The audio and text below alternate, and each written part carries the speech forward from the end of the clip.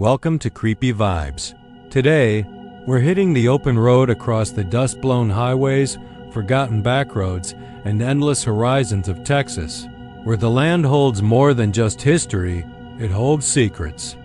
Travelers speak of strange lights, ghostly figures, and encounters so disturbing they were never the same again. These aren't just legends. These are 20 true and terrifying encounters from real people who saw something out there and lived to warn the rest of us. But before we shift into gear, here's something strange. Most viewers make one big mistake: they don't subscribe. And by the time they come back looking for that one story they can't shake, it's already too late. Don't be like them. Hit that subscribe button now, because tonight's just the beginning, and something out there doesn't want you to keep going. Now tell me in the comments, where are you watching from and what time is it there? Because once the road gets dark, sometimes you don't drive through Texas. Texas drives through you. Let's begin the ride. It started like most things do out here in North Texas, with a long drive, too much coffee, and a quiet stretch of Highway 287 under a smudged sky. My name's Aaron Weller. I've driven long haul for 16 years. You spend that much time behind the wheel, you start to see things out of the corner of your eye, mirages in the heat shimmer. Weird lights that could be drones or could be something else.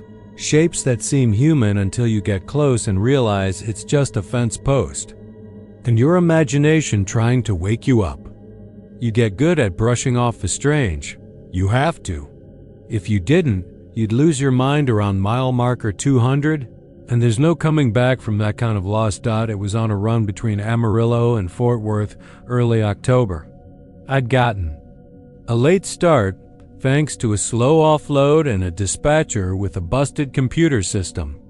I wasn't planning on driving overnight, but schedules don't care what you plan. I passed Vernon just after 2 a.m., riding on caffeine fumes in a tinny AM radio station, barely hanging on through static. That's when I saw her. She was standing just off the shoulder next to mile marker 289. Barefoot, pale legs, a hospital gown flapping lightly in the wind, the thin white kind with the open back and those little blue diamonds printed across it. Her hair was long and black, not neatly combed, just hanging there like wet seaweed. She didn't wave, didn't move, just stood there, maybe 3 feet from the metal post. I drove right past her. I didn't stop, didn't even touch the brakes. I remember thinking maybe she was a patient who'd wandered out from a care facility. But there aren't any hospitals for miles out there. Nothing but cotton fields, grain elevators, and the occasional rusted-out silo. I glanced at the rear view. She was still there. Still standing. The second night, it was around the same time. 2:35, maybe 2:36. I was heading back west with a lighter load, planning to sleep in a truck stop past Childress. I wasn't looking for her, but my eyes were already pulled toward that same stretch of road like muscle memory. And there she was. Same spot, same gown, same blank stare. Only this time, her head turned as I passed, just slightly. Just enough to let me know she saw me. Again, I didn't stop. I slept like hell that night. Woke up sweating even though the cab was freezing. Dreamed of white walls and a long hallway full of buzzing lights. Dreamed of doors that wouldn't open. That humming, electric sound you get in hospitals when it's too quiet to feel alive. And her standing at the end of the hall. Always barefoot. Always watching. The third night, I wasn't even supposed to be on the road. Dispatch called me in for a last-minute run. Back east, same highway. I thought about taking 114 or cutting south through Wichita Falls just to avoid that damn stretch. But that would have added time, and I don't like giving my supervisor reasons to breathe down my neck. It was colder that night. The kind of cold that creeps into your bones through your wrists and ankles, even with the heat on. The wind was sharp, like it wanted to cut something out of the sky. I passed Vernon just after 2:30 and found myself slowing down as I neared mile marker 289. Couldn't help it. My hand hovered near the headlights, flicked the high beams on. Just to see that she was there, but something was different this time. Her hands were clasped in front of her like she was praying. Her head was tilted down, and she was crying. I couldn't hear it, but I could see the way her shoulders trembled, the way her jaw hung slack. I slowed. Not stop, just eased the rig down to a crawl, and then she was gone, vanished, like mist under a hot sun. No footsteps. No movement. Nothing in the mirrors. I sat there, confused for maybe 30 seconds, then shook myself back into motion. Probably just exhaustion. That's what I told myself. Just highway hypnosis with a side of paranoia. I kept going. Didn't look back again. It was 20 miles later when I heard something move in the sleeper cab. I thought maybe the spare cooler had tipped over. I reached back without taking my eyes off the road and felt around. My hand touched something soft. Fabric. I pulled it forward, flipped on the cab light, and felt my stomach turn to water. It was a hospital gown, folded neatly, still warm. The same one I'd seen 3 nights in a row, with the little blue diamond pattern and a faint brown stain near the collar. I nearly ran off the road. I pulled over fast. Lights flashing, jumped out of the truck like it was on fire. Walked a circle around it, breathing hard, shining my flashlight under the chassis, in the brush, across the asphalt. No one. Nothing. I sat there for nearly an hour, didn't call anyone. Didn't try to explain it. Just stared at the folded gown, sitting on my passenger seat like it had been waiting for me to notice it. Eventually, I picked it up with a pair of gloves from the tool bin and stuffed it in a trash bag. Sealed it, tied it with duct tape, put it in the side storage compartment where I wouldn't have to look at it again, and I kept driving, but something had shifted in me. You know how a house feels different when someone's broken into it, even if they didn't take anything? It's not about what's missing, it's the knowing someone was there, uninvited, quiet, watching. That's how I felt. Over the next week, the nightmares got worse. Same hallway, same buzzing lights, same woman. But now she was closer. Each night, she got a little closer. I'd wake up with nosebleeds, bruises I couldn't explain. One morning I found my feet were dirty, like I'd been walking barefoot through mud. But the sheets were clean. The floor was clean. I'd been sleeping in the rig, parked in a rest area with nothing but gravel and cement. I threw the bag with the gown out at a landfill in Wichita Falls. Watched the bulldozer run it over. Still didn't help. That night, I heard a voice whisper from the sleeper, "You should have stopped." I jumped out again, heart in my throat. Sat in the diner all night, drinking burnt coffee and watching the window. The thing is, I did some digging. Local history, newspapers, hospital records. Found an article from 2003 young woman, late 20s, named Carla Mae Griggs. Escaped from North Vernon Behavioral. Walked straight out through the side door during a shift change. They didn't find her body for 3 days. She'd been hit by a transport truck. At mile marker 289, time of death estimated at 2:37 a.m., they buried her in an unmarked grave because no one claimed her. She'd been committed after a breakdown postpartum psychosis. Lost her child, lost her mind. Wandered into traffic barefoot, wearing nothing but a gown and a plastic wristband with her name half scratched off. That stretch of road never felt right again. I stopped taking routes through Vernon, changed my GPS defaults, switched companies 6 months later and moved to Oklahoma. But every once in a while, I wake up in the dead of night, heart pounding, breath stuck in my throat. And I swear I can still hear it, that same whisper, just outside the cab window. "You should have stopped." Some nights, I wonder if maybe I didn't. Maybe I opened that door. Maybe she never left. They'd been driving for 9 hours, the tires humming over the endless stretch of I-10 that carved through West Texas like a scar. Ellie had the map open in her lap, old habit, though the GPS was still functional. Not that it mattered much. Out here, once you passed Fort Stockton, it was just sand and scrubland, the road narrowing into nothing, no towns, no lights. Just the vast, empty dark, the kind of dark that pressed in on you like a heavy coat, smelling faintly of oil and dust and long-forgotten things buried in the dirt. Clay was behind the wheel, squinting into the darkness. The high beams picked up distant road signs and armadillos that waddled across the cracked asphalt. He hadn't said much in the past hour, and Ellie was too tired to ask if everything was okay. The night was thick with fatigue, and they were still 200 miles from El Paso, their supposed stopover for the night. They'd been arguing before the trip money, mostly. His job, her parents. The usual gravity that starts to pull things apart when two people have been living in the same skin for too long. This was supposed to be a reset. A long road trip out west, just the two of them. A chance to breathe, away from Austin and Bill's and the general noise of life.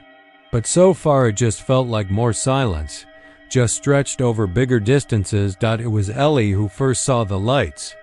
"Hey, what's that?" Clay slowed instinctively.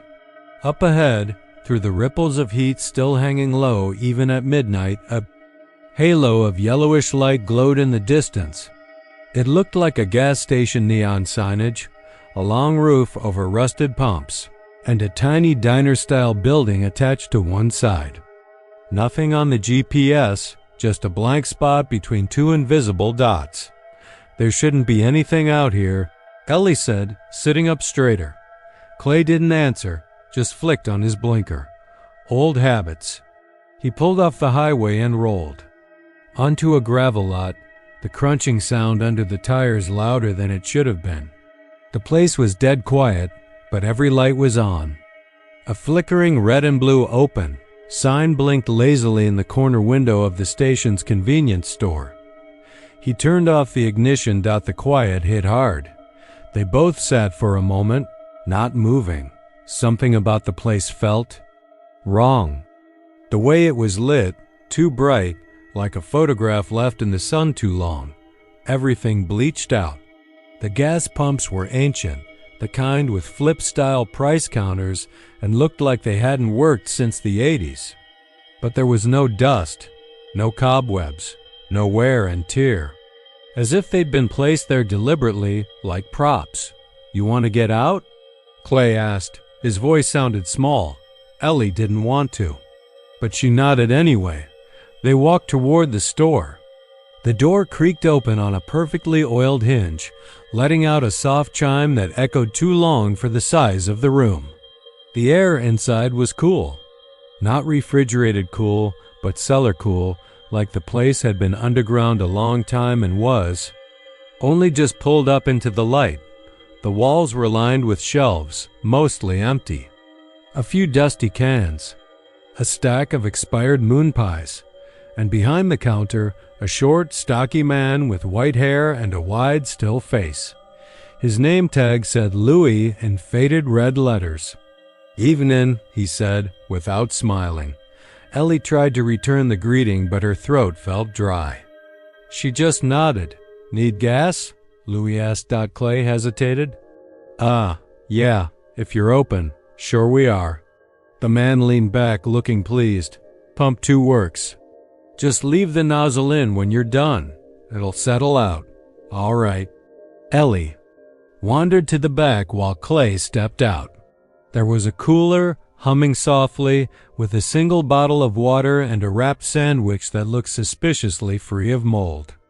The walls were yellowed, stained with smoke or time or both. No windows in the back, just a door marked "Employees Only" with peeling red paint. There was no bathroom. She checked twice.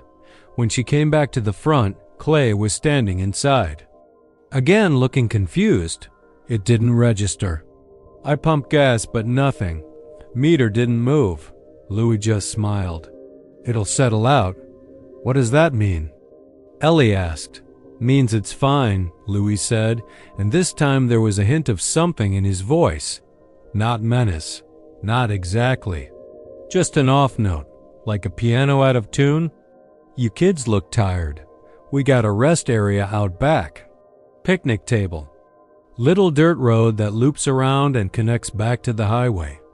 Might be safer to sleep there than drive tired. Clay looked at Ellie. She was already shaking her head, but he looked so damn tired. We'll just park for a few hours, he said. Close our eyes, then keep driving. Ellie didn't want to, but the exhaustion hit her like a wave. The fight left her. They pulled around the side of the building and found the dirt loop Louis had mentioned. It was wide and flat, circling a patch of scrub brush and a single sagging picnic table under a dead mesquite. They parked, windows cracked, seats tilted back, and let the black of the desert pull them down into sleep. The wind picked up around 3 a.m. A dry, whispering kind of wind that rattled things that shouldn't rattle. Something tapped against the window. Tap, tap. Tap dot. When Ellie opened her eyes, it was daylight, and everything was gone. The gas station, the loop road, the picnic table, all of it. Just an endless expanse of desert in every direction. Their car was parked beside a shallow gully, surrounded by sand and stunted bushes.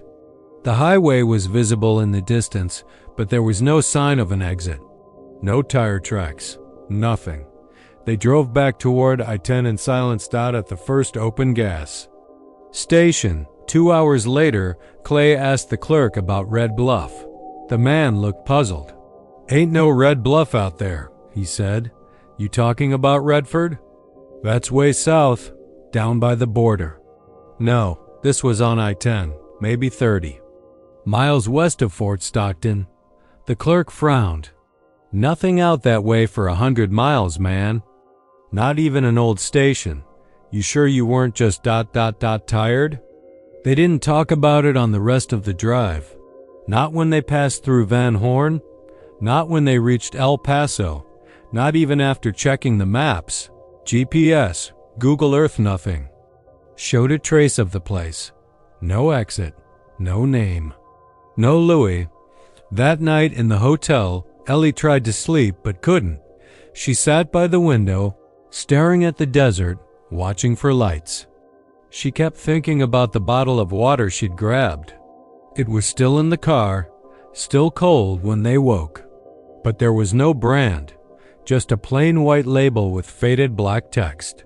Nothing she recognized. Nothing she could trace. 2 days later, Clay began forgetting things. First, it was little stuff, what town they were in, where they were headed. Then it got worse. He forgot Ellie's name for an entire afternoon. He called her the woman like she was a stranger. He started waking up in the middle of the night, breathing hard, staring into corners. When she asked what was wrong, he just whispered, "I saw them again." When she pressed him, he described people standing in the dark, outlines, pale faces, watching from places they shouldn't be able to stand, from inside mirrors. From the windows of buildings they passed on the highway. Ellie didn't sleep at. All after that. By the time they reached home, Clay was barely speaking. He stayed in the garage for hours at a time, staring at the car. One day she found him wiping the hood slowly, whispering something under his breath. "What are you doing?" He looked at her like she was interrupting something important. "They said we could leave," he said, "but only the first time." "What?" "The next time we stop," he said, "we don't wake up." That night, she tried to leave. Just packed a bag and got in her own car. The road out of town took her west. Toward I-10. She doesn't remember exiting the highway, but she woke up in her front seat the next morning, car parked by a dry wash in the middle of the desert. No road. No GPS signal. Just her. The same bottle of water sitting in the cup holder. Still cold. FM 170, the River Road, is one of those stretches of pavement where the sky swallows you. No billboards, no gas stations. Just the ribbon of road snaking alongside the Rio Grande, weaving through the jagged emptiness of Big Bend country, the Chihuahuan Desert on one side, Mexico on the other. The silence out there isn't empty, it's thick, like it's been settling in the rocks and scrub for centuries, waiting for someone to listen long enough to hear it whisper. Jared Phelps didn't believe in that kind of thing. He was a technician. The logical type, practical in that dull way only engineers can be, which made his trip all the more ironic. He'd taken a detour through West Texas to clear his head after quitting a job in Houston he should have left years ago. Relationship. In tatters, future blank. He figured some time away from the noise, the smog, the ex-wife's increasingly unhinged voicemails might give him perspective. He hadn't planned on FM 170. It was just after 9 p.m. when he turned onto the River Road from Presidio. The sun had disappeared behind the cliffs, leaving a dull smear of purple over the desert. His plan had been to drive a couple of hours, maybe find a place to camp if he could stomach the dust and solitude. The cell reception had died a few miles back, and the GPS had given up shortly after that. But the road was paved, the tank was full, and Jared wasn't worried. He started noticing the lights about 20 minutes in. They weren't headlights. Not taillights either. These were green, the soft kind of green you get in old cathode ray screens or glow-in-the-dark paint that never fully fades. They hovered about 3 feet above the road, just behind his rear bumper, keeping pace exactly with his car. At first, he figured it was a trick of the mirrors, light bouncing from something behind a curve. But the road was too straight, too empty. He glanced back, slowed a little. The orbs there were 3 dimmed slightly, then flared again, as if reacting. He turned the wheel, swerving slightly, and they matched the motion. His pulse kicked up, but he tried to laugh it off. Maybe something to do with the dashboard lights bouncing weird. Desert haze. He turned off the radio, rolled the window down. Wind poured in, warm and gritty. The night was moonless, stars sharp like glass overhead. He checked again. The lights were still there, same color, same spacing. He pressed the gas. The engine growled, speedometer ticked up past 60. The lights didn't waver. No sound from behind, no humming. No tires. Just those damn floating things. Jared's hand started to sweat. He took a curve too fast and nearly hit a javelina in the road. Skidded slightly. When he looked back, still there, not closer, not further, still 3 feet above the ground. Still following. He told himself to pull over, check it out. Logic? That was the plan. Everything had an explanation, but part of him, a small ancient part somewhere in his chest, screamed that whatever was back there didn't want to be looked at directly, that it was watching him watch it, and the moment he turned to really see it, it would change. Still, the car wouldn't stop trembling under his hands, and sweat trickled down his neck. He found a wide shoulder near a curve and pulled over. Killed. The lights. Darkness swallowed everything except the dim green glow behind him. He reached for the door handle, but hesitated. The silence outside fell, pressed in like sound had been vacuumed away. With the dome light off, he sat for a moment, heart slamming, watching the rear view. The orbs hovered, unmoving now. He turned the key to restart the engine. Nothing, not a click. He tried again. Nothing. That's when the lights started to move, not toward the car up. They lifted slowly into the air, not in a mechanical way, but almost like jellyfish pulsing in water.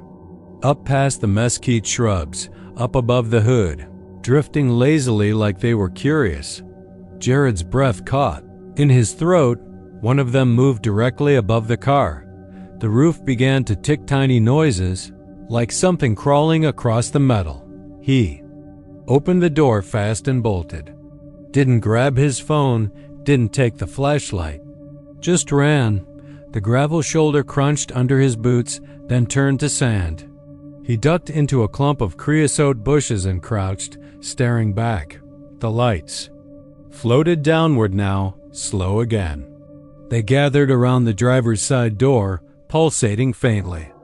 The ticking on the roof stopped. Then the lights winked out. Gone. Just like that. The road, the car, the whole desert was black again. He waited. 5 minutes, 10, nothing. Finally, he crept back to the car, heart in his throat. He slid behind the wheel, not touching the key yet. He sat in the dark, trying to decide what to do. When he reached for the ignition, the engine turned over like nothing had happened. Radio clicked on, except it wasn't music. It was static. And under the static, a voice. A woman's voice whispering something in Spanish. The words looped and bled together like a prayer recorded backwards. Jared slapped the radio off, breathing hard. The temperature inside the car had dropped. He could see his breath puffing out. Outside, the desert stayed still. He drove, slowly, kept checking the mirrors.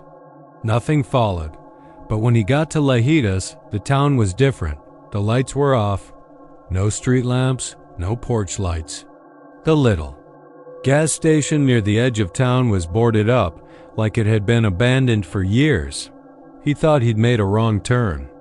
Backtracked, found the same landmarks he remembered: rock formations, the bend in the river, the metal sculpture of the vulture by the cliff.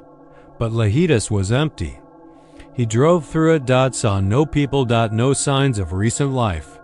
He stopped again, tried his phone. No signal. The air still felt wrong. Thicker. He got out and walked to the wooden bench near what should have been the visitor center. Dust coated everything like it hadn't been disturbed in decades. That's when he heard it again. Voice. Not from the radio this time, but in the wind. Whispering low, curling around his ears. Saying his name, his name. He ran back to the car and locked the doors. The green lights didn't come back, not that night. But he never made it out of the park. When morning came, he found himself parked in the same spot he'd pulled over before. Same bend, same shoulder, except the clock on the dash read 9:12 p.m. The same time he'd noticed the lights the first time. The gas gauge hadn't moved. The road was quiet, but now it felt watched. Like whatever had come to him wasn't finished. He drove fast, didn't stop again until he hit Terlingua. People there looked at him strange when he asked how far it was to Lajitas. Lajitas? An old man said, squinting at him like he'd asked about a ghost town. Ain't nobody there no more. Not for a long time. Wasn't since the flood back in '97. Wiped most of it clean off the map. Jared laughed, or tried to. It came out. Broken. He drove on. He hasn't spoken much about it since. But sometimes, late at night, when he's driving on some lonely stretch of highway and the sky feels too big, he catches something in the rearview. Just a flicker, a soft green glow, and he doesn't stop. Not anymore. It was almost 2 a.m. when Marlene Dupree crossed into Bexar County, the air hanging thick and still like a wet tarp. She was bone-tired, 8 hours into a 10-hour drive from Lubbock to her sister's place on the south side of San Antonio. Her eyes burned, and her nerves were a twitch away from fraying altogether. The road had narrowed into that late-night hush, with only the occasional semi-thundering past like a charging rhino, the glow of its taillights smeared and fading in her rearview mirror. She hated driving at night, but she'd made a mistake, staying so late for her final showing. Real estate in West Texas had always been strange, but this last house, something about the place unsettled her. Even empty, it had felt watched. Now, she just wanted to get home. Her playlist had long since gone quiet. The hills were low and dark, and a 35 stretched on like a vein with no end. She lit a cigarette, even though she'd promised she'd quit, and rolled down the window to let the smoke out. That's when she heard it tik-tik-tik. It wasn't loud, just faint, like raindrops hitting glass. Except the sky was clear, too clear. The moon was thin, a sickle of silver slicing the horizon, and there wasn't a cloud for miles. She glanced at the passenger window. Nothing there. She thought maybe it was the wind catching a piece of debris, maybe a rock kicked up by her tires. Then she passed under the overpass. It was one of those older ones, low and wide, concrete stained dark by time and runoff. A little sign just before it read, "Evacuation route, flood zone A," though there hadn't been any rain in days. The area around it was nothing, flat, dry land with the occasional skeletal mesquite or rusted barbed wire fence. Right as she passed beneath the structure, the tapping came again, louder. tik-tik-tik-tik. This time it was definitely on the glass. She slammed the brakes. Her tires squealed, and she felt the car slide a little, fishtailing slightly before coming to a stop on the gravel shoulder, just past the overpass. Heart pounding, she looked around. Nothing but the highway and emptiness. The silence after stopping was thick, like someone had turned the volume down on the world. And that's when she saw them handprnts, dozens of them small, child-sized handprints all over her passenger side window. Some looked smudged, like they'd been pressed there with shaking fingers. Others were so perfect they could have been stamped. But they hadn't been there a second ago. She knew that. She would have seen them. Marlene sat frozen, smoke from, her cigarette curling in front of her eyes as the hair on her arms rose. She looked around, into the shadows along the concrete, the brush, the highway behind her, but saw nothing. Then, laughter faint, echoey, giggling, like kids trying not to be heard, coming from under the overpass. Her body turned cold. Not chilled, cold. Deep, marrow-level cold, like something had reached through her skin and taken hold of her. Spine. She reached for her phone, hands trembling, but dropped it between the seat and the console. She bent to get it, heart hammering, and when she sat back up, the handprints were gone. Just gone. Clean glassed out, she turned the key in the ignition. Again and peeled out onto the road, tires spitting gravel behind her. She didn't look back. Didn't want to, but something followed her. Not right away. For 10 minutes or so, she drove in silence, eyes flicking to the mirrors, checking every shadow. Then she heard it again, the tapping. This time on the back. Window. Tick, tick, teak, tik-tik-tik. She didn't stop. Didn't slow down, just kept driving. But the sound got louder, more rhythmic, almost playful. She glanced in the rear view. Nothing. But when she turned to the side mirror, her heart dropped. There was a figure, a child, standing on the shoulder of the highway, pale, small, maybe 8 or 9, not waving. Just watching. Then another one, further down. A girl this time, blonde, wearing something white, then 2 more, then 5, all standing, spaced out along the highway, like fence posts. She passed them too fast to see their faces. Then, again, laughter. High, airy, too loud in the silence of the night. It came from the inside of the car. She screamed, slapping at the overhead light, flipping down the visor, turning around. Nothing. Nothing in the back seat. But in the mirror, just for a second, she saw something move. A hand, tiny, reaching up from behind the driver's seat, pressing softly against the headrest. She swerved, screamed again, nearly ran off the road. When she looked again, it was gone. Marlene drove the rest of the way without stopping, not even when a DPS cruiser blinked its lights at her for speeding. By the time she pulled into her sister's driveway, her body was shaking so bad she could barely get the door open. The next morning, she didn't tell anyone. She checked the car, no handprints, no scratches, nothing, but she left a voicemail for her boss. Took the rest of the week off. She couldn't sleep that night or the one after. Not because of nightmares, she couldn't get to sleep. Every time she got close, she'd hear the sound. TIK-TIK-. 3 days later, she tried to get over it. Tried to rationalize it. Fatigue. Stress.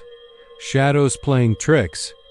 But then, out of morbid curiosity, she searched online. I-35 overpass. Handprints. She didn't expect to find anything. But she did. A post. Old, archived. A local San Antonio forum. The post was titled, "Has anyone ever stopped under the Cibolo overpass at night?"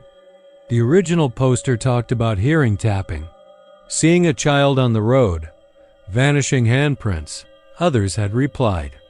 Some claimed they'd heard laughter too. A few dismissed it. One guy said his cousin had crashed near that same overpass a year ago. His car had swerved off the road and flipped. The weird part? The investigators said it looked like the inside of the car was covered in handprints. No signs of a second passenger. Marlene stopped scrolling. Her hands had gone cold again. She glanced out the window, and there it was, on the glass, a single small handprint, right in the center, pressed there like it had come from the inside. She stood slowly, backed away, but behind her, down the hallway, came that sound again. Giggling. Soft, distant, like it was coming from the walls.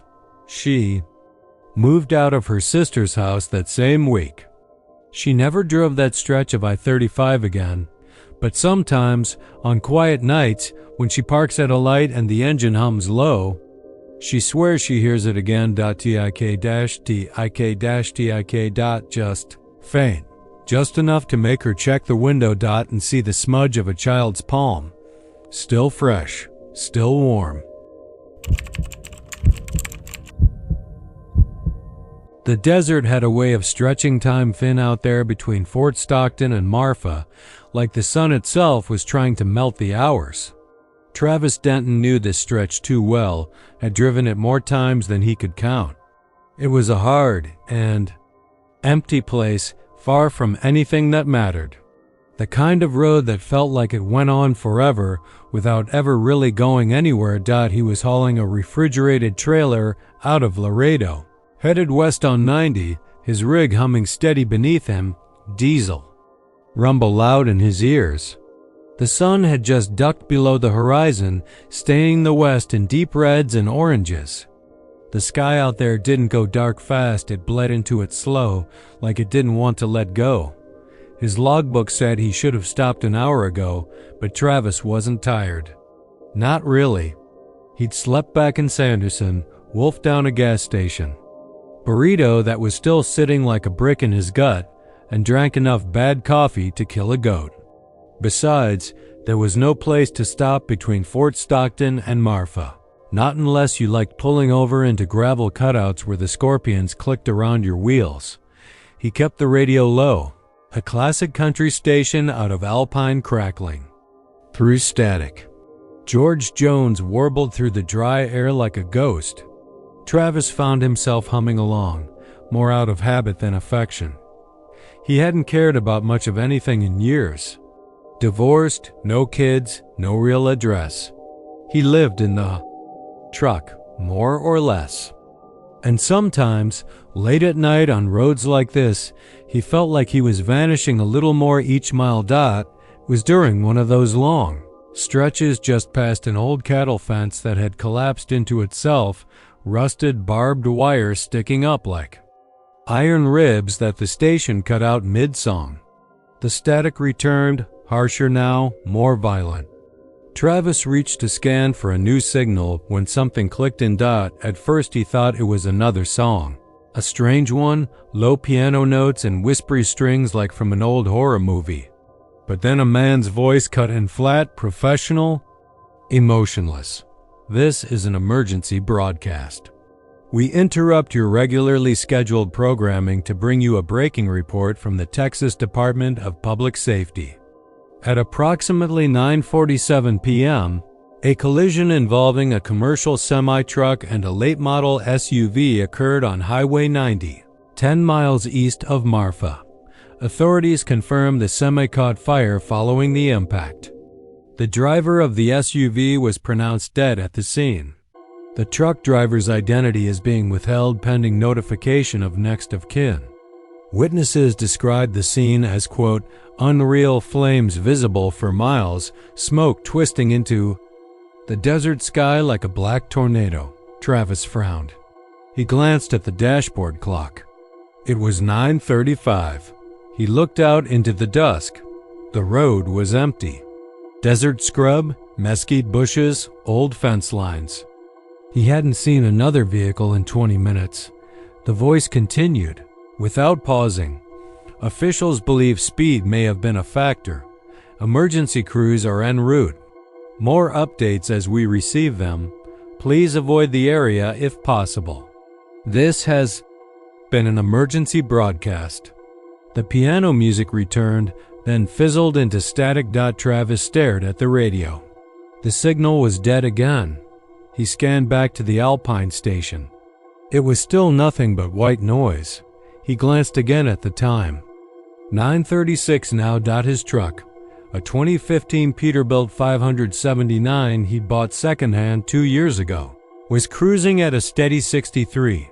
He reached out and flipped on his CB just in case, but the channel was quiet. Dead quiet. 10 miles east of Marfa. That's where the report said the crash happened.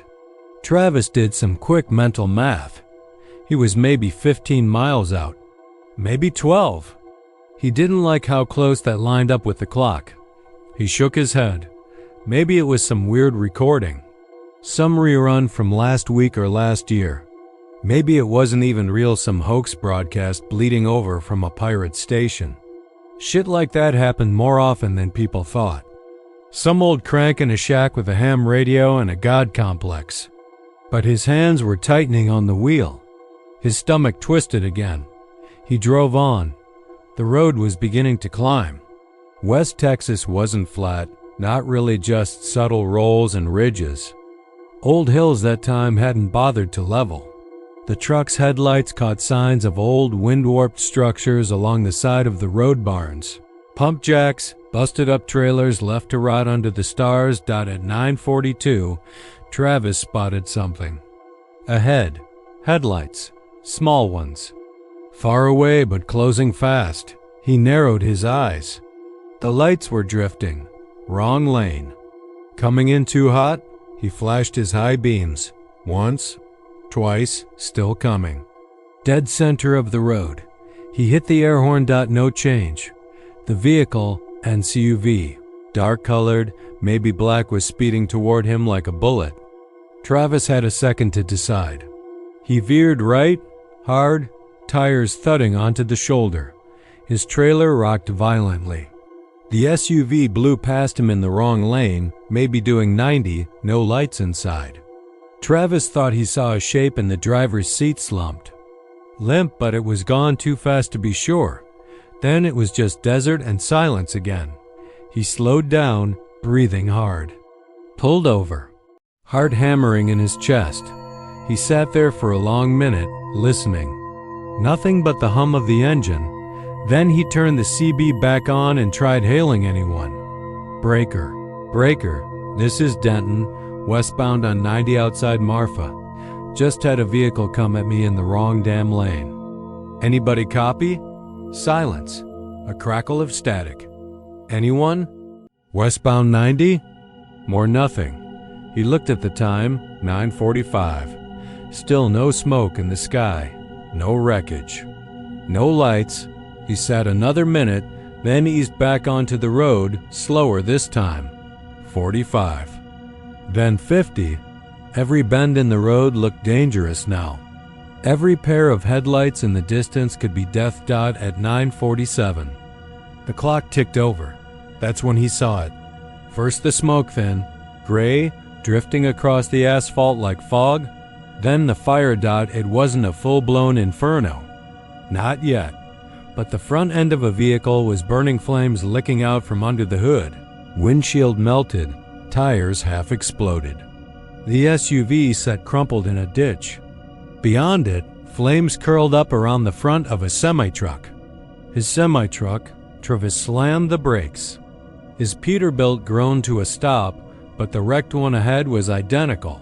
Same color, same trailer, same stickers on the doors. Same damn license plate. He got out, legs shaking. The air stank of burning rubber and oil. He walked forward slowly, drawn toward the wreck like a moth. There was no driver in the SUV, just smoke and charred seats. He looked at the truck. The cab was twisted, windshield spiderwebbed. Flames curled up over the hood, flickering shadows across the side. He stepped closer, peered in. There was someone inside, slumped against the wheel, blackened, unrecognizable but wearing his jacket. His hat his face. Travis stumbled back, fell onto the pavement, hard. He couldn't breathe. A sound filled the air, then low, electric, familiar. The radio, still crackling in his truck, switched on again by itself. Same voice. Same calm, flat tone. This is an emergency broadcast. At approximately 9:47 p.m., a collision involving a commercial semi-truck and a late-model SUV occurred on Highway 90, 10 miles east of Marfa. The driver of the SUV was pronounced dead. At the scene, the identity of the truck driver remains unknown. The vehicle was found empty, cab still locked from the inside. No sign of the operator. Witnesses described the scene as, quote, impossible. Travis couldn't move. Couldn't think. Behind him, his real truck sat humming. On the side of the road, headlights cutting through the smoke. The wrecked one kept burning. No sirens came. No help. Just the endless desert night swallowing the flames. And somewhere in the dark, a voice whispering through static. Still broadcasting. The wind was already strange that afternoon, thick and warm in the worst way, like the breath of something that should have been dead. The West Texas sky stretched out wide and bleached, a flat canvas with not a cloud in it, just the constant hum of sunburned air rubbing against dust. Dale Tucker had been driving since early morning, trying to get from Lubbock to Clovis to meet a guy about a busted CB radio he found at a flea market. He wasn't in any real hurry, just wanted an excuse to be on the road. After his divorce last year and getting laid off from the oil field job, he'd grown used to drifting, even found something like peace in the endless asphalt that rolled out across the high plains like an old promise. He was halfway between Lubbock and Muleshoe when he saw the sign, hand-painted wood hanging off a rusted fence post. The white paint faded and chipping. Welcome to Weaver, Est, 1887, a Texas historic town. No mileage, no arrow, just those words. Dale slowed the truck instinctively, tires crunching gravel. Along the shoulder, there was a narrow dirt road to the right, one he couldn't remember ever seeing before, though he'd driven this stretch of Highway 84 dozens of times. Curious, he pulled out his phone and tried to search for Weaver, Texas, but nothing came up. Not a blip. No mention on maps, no ghost town blog posts, not even a weird Reddit thread. He sat there a moment, engine idling, staring down the road. It cut through a field of sun-bleached grass, rolling in the heat like fur on an animal's back. Something about it felt got quiet. Too quiet. The kind of quiet you don't notice until it's already behind your ears. Dale didn't believe in ghosts or haunted towns, but he did believe in stories. And Weaver looked like one worth telling. He turned the wheel and eased the truck onto the dirt road. It was rough but passable, lined with fence posts and the occasional carcass of old machinery half buried in soil-rusted plows, twisted windmill frames, things that hadn't moved in decades. After about 3 miles, the road crested a small ridge and dipped into a shallow basin. That's where Dale first saw the town. Weaver was small, no more than a few dozen buildings, all of them slumped and graying like a memory too old to stand up straight. The sign out front had been telling the truth, at least about the age. Wooden storefronts with flaking paint, a schoolhouse with broken windows, a general store with a faded Coca-Cola sign barely hanging on. Everything was still. No birds, no insects. Just the low moan of wind curling through alleyways that hadn't seen feet in generations. Dale parked at what looked like the old post office and stepped out. His boots sank a little into the dry earth, like the ground had softened underneath. All the heat. He started walking slowly down what must have once been Main Street. The place smelled like dry rot and iron. Every few steps, he thought he heard something, a shuffle, a whisper, maybe just his boots scuffing dust, but when he turned, nothing was there. Still, the air held something. Not menace exactly, but attention.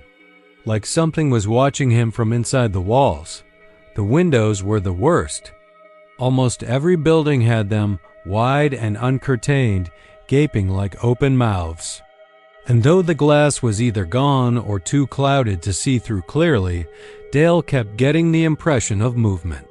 Shadows passing behind the warped panes. He tried to shake it off. Probably his own reflection or a trick of light. That's what logic said.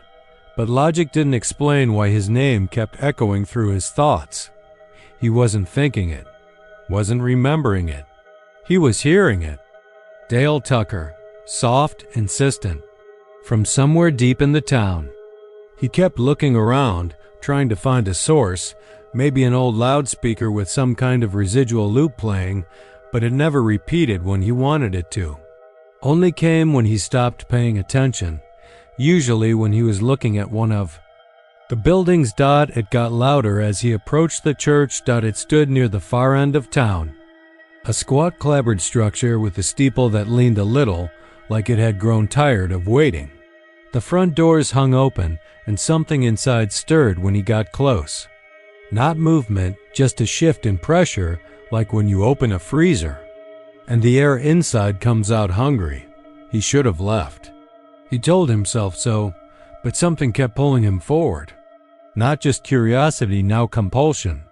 Like a hook had caught in his chest and was reeling him in slowly. Inside, the church was worse.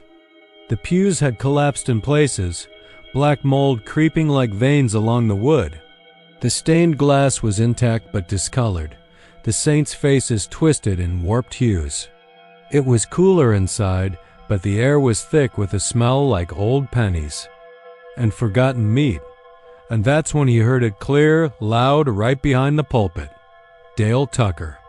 Not whispered this time, spoken. He froze. The voice didn't sound angry. It sounded familiar, like his own father's voice. Only if his father had died screaming. He stepped forward.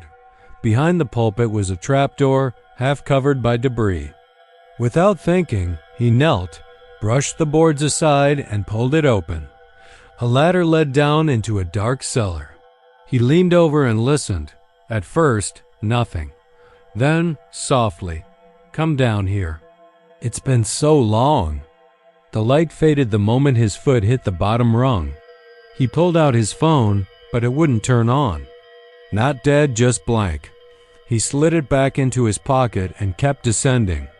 The smell got worse. Old blood and damp stone. The ladder ended in a narrow hallway, dirt walls held up by rotting beams. There were markings etched into the wood crosses, names, dates, some scratched out so violently the grooves had splintered. He kept walking. The voice led him, always ahead. Always. Just out of sight. Remember the wind in July, Dale? Remember what you did in La Mesa? He stopped. That wasn't random. He had done something in La Mesa. Back in '92, a fire behind a shed. The sheriff never traced it. How could this place know? He walked faster. You told her you'd never leave. You promised her she'd be safe. He stopped again. Emily, his sister, died when they were kids. He'd left her in the woods while he went to town for firecrackers. By the time he got back, she was gone. The dogs found her body 2 days later, torn apart, but no tracks. His mother never forgave him. Neither did he. She forgave you, but I didn't. He ran. The hallway twisted, the floor angled downward. It felt like he was running into the earth's throat. The dirt walls pulsed slightly, like lungs under strain.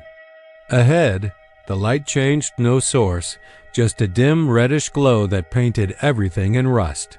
He burst into a chamber. It wasn't big, just wide enough for a circle of chairs. 11 of them. All full. People sat there, motionless. Their faces were covered with cloth, stained dark. Some slumped, some upright.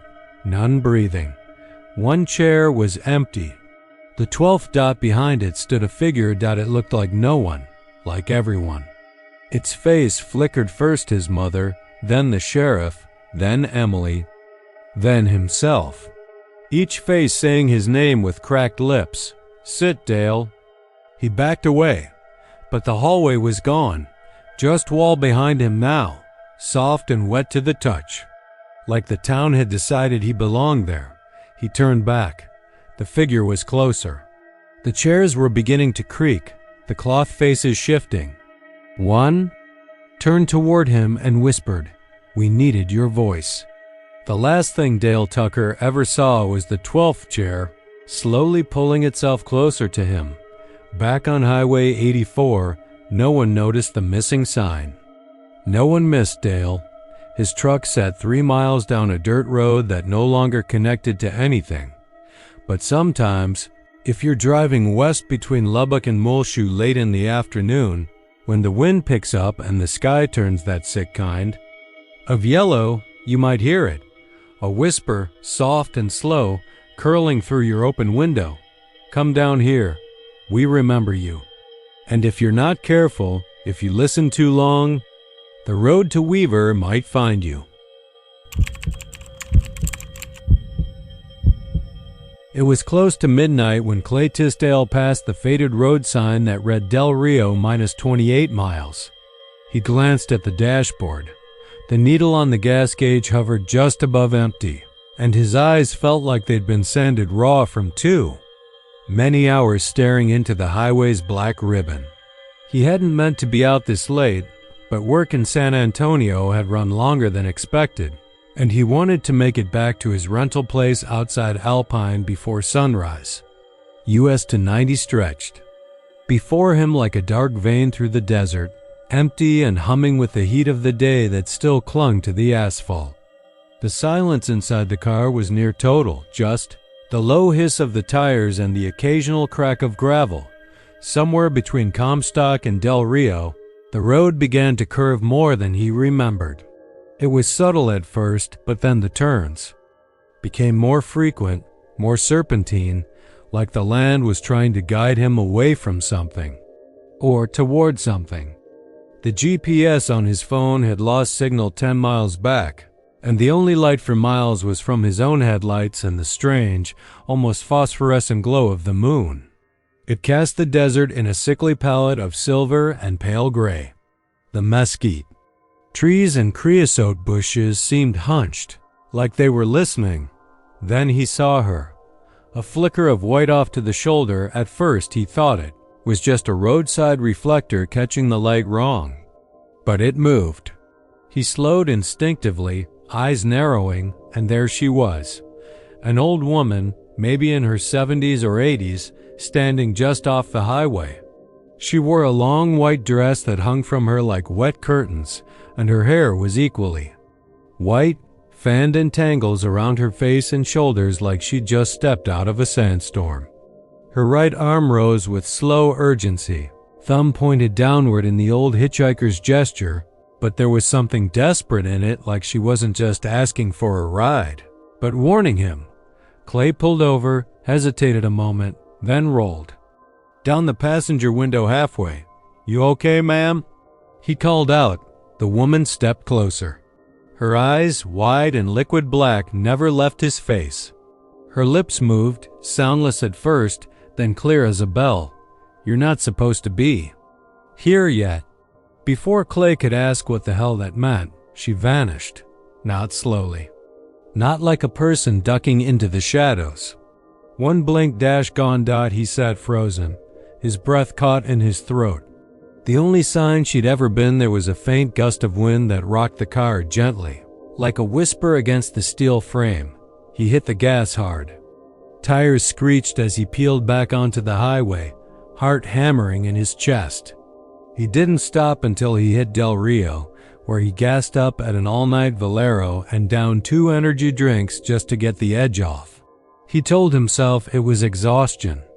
He told himself he'd imagined it, the desert heat, dehydration, his mind playing tricks. But when he checked into a rundown roadside motel just outside town and flipped on the dusty TV in the corner, the local news made the hairs rise on his arms. A small headline scroll at the bottom of the screen read, "Anniversary of Fatal Highway Crash, US 90, July 29, 2024. He turned up the volume. Double quotes. Marked 1 year since the tragic accident that claimed the life of 36-year-old Clayton Tisdale, whose car collided with a semi-truck just outside of Del Rio. Family and friends gathered today to leave flowers near mile marker 217, where the crash occurred shortly before midnight." He stared numb. That was his name, his age. The news segment showed a grainy photo of him in his work polo, grinning in front of his truck. Not similar, identical. The same damn photo on his LinkedIn. Clay stumbled back from the screen, knocking over the motel's ice bucket. He checked his ID, pulled up a mirror. Still there. Still him. The desk clerk said the news must have gotten something wrong. Same name, maybe. Coincidence. But Clay knew it in his marrow. Something had gone sideways on that highway, and he shouldn't have come this way. Should have taken I-10 like the boss suggested. But the back roads always calmed him. That endless desert stillness until now. That night, sleep wouldn't come. Every time he closed his eyes, he saw her face again. That white dress rippling in a wind he couldn't feel. Her eyes like pits cut into the world. "You're not supposed to be here yet." At dawn, he decided to go back. Maybe there was something on the road, some sign, some wreckage. Maybe if he could prove it had really happened, he could shake the feeling that something fundamental had shifted in him. He reached mile marker 217 at 6:47 a.m. The air was already heating up, buzzing with the hum of cicadas. On the shoulder, a small wooden cross sat in the dirt, surrounded by wilted flowers and a few plastic rosaries. His name was burned into the cross's base, Clayton Tisdale, loving son and brother. He sat down beside it, lightheaded, unsure of what he expected. But then the air changed again, heavy, electric, like a storm was about to hit. And the sound started. At first it was like tires on gravel, then heavier. A diesel engine revving in the distance. Clay stood and turned in slow circles. The road was empty. Then, behind him, a low grinding roar. He spun and there was nothing. No truck, no headlights. But the noise was getting louder, and now he could smell it. Hot metal, burning rubber, the chemical tang of spilled coolant. Then the wind hit him. It knocked him off his feet, flat onto the asphalt. And in that moment, for just a second, the world split. Not visually, not like a hallucination. It shifted, like two timelines overlapping for the briefest instant. He saw it, the truck, the crash, his car crumpled like a tin can. Himself slumped forward, head shattered against the steering wheel. Blood everywhere. Police tape. Flashing lights. Then it was gone, and he was standing, alone again. But not the same Dot, because now he remembered it. He remembered dying. Not a dream. Not a premonition. A memory. The cold snap of bones breaking. The sudden silence after the impact. The disorienting float that came afterward. How the stars blinked down at him as everything receded. Into the dark. So what the hell was he doing here? The rest of the day passed in a fog. He drove, not knowing where. The desert stretched out in all directions, and no matter how far he went, he couldn't shake the feeling that he was being followed, not by a person, but by something deeper. A presence. At every gas station, people looked at him strangely. Once, a woman flinched when she brushed against his arm. Another time, a kid pointed at him and whispered, "He looks like the ghost man." Before his mother dragged him away. By nightfall, he realized the sun wasn't setting for him anymore. The colors were there, but he couldn't feel them. Couldn't smell the rain on distant clouds or feel the warmth on his skin. It was like the world was hollowing out, and in mirrors only sometimes, but more and more frequently, he wasn't in them. Then came the final confirmation. 2 nights later, Clay returned to his sister's house in Alpine, desperate for some grounding. She opened the door, stared straight through him, then closed it again. She couldn't see him. He yelled. Pounded on the door. Nothing. It was like he didn't exist. Later, through the window, he saw her on the couch, crying. Holding a photo of him, his obituary sat on the coffee table. She whispered something. He pressed his ear to the glass. Can't believe it's been a year. It made sense now. The woman in white hadn't been a warning. She'd been confused, surprised to see him here in the world of the living. Because he wasn't supposed to be. He'd slipped through somehow. An echo. A tear in time, and maybe he wasn't the only one. Now Clay walks the stretch of US 90 near Del Rio, mostly at night. Sometimes drivers stop. They see a man in dusty jeans and a work polo standing near a cross on the side of the road. He never says much, just asks if they've seen an old woman in white. If they say yes, he nods once. If they say no, he smiles, just a little, and says, "She come for you soon enough." The rain had come out of nowhere that night. It started with a light mist around 9, just enough to smear the windshield and make the wipers squeal like a dying thing. By 10, it had thickened into a curtain, steady and gray, blanketing everything. In a film of wet, the highway signs gleamed with that ghostly fluorescent green, their letters slick and twitching in the glow of the streetlights. Jonah had taken Loop 1604 on the northwest edge of San Antonio, heading home after his shift at the Cinemark off Bandera. It was a closing shift midnight on a Thursday, the kind of night that felt thinner somehow, as if the world forgot to finish it. The theater had been dead. He'd swept popcorn kernels and wiped soda from armrests while his coworkers talked about weekend parties and whispered about the new manager who always smelled like sulfur and had a lazy eye that never quite looked at you. He didn't mind the silence. Since Rhea died, quiet had become more of a blanket than a threat. His little sister had been gone 7 months, thrown from the passenger seat of a totaled Nissan on the Far East Side. The guy driving her boyfriend, Jesse, walked away with a broken wrist and the nerve to post "Rip Baby Girl" on his Instagram the next morning. Jonah hadn't spoken to him since the funeral. Couldn't even look at him.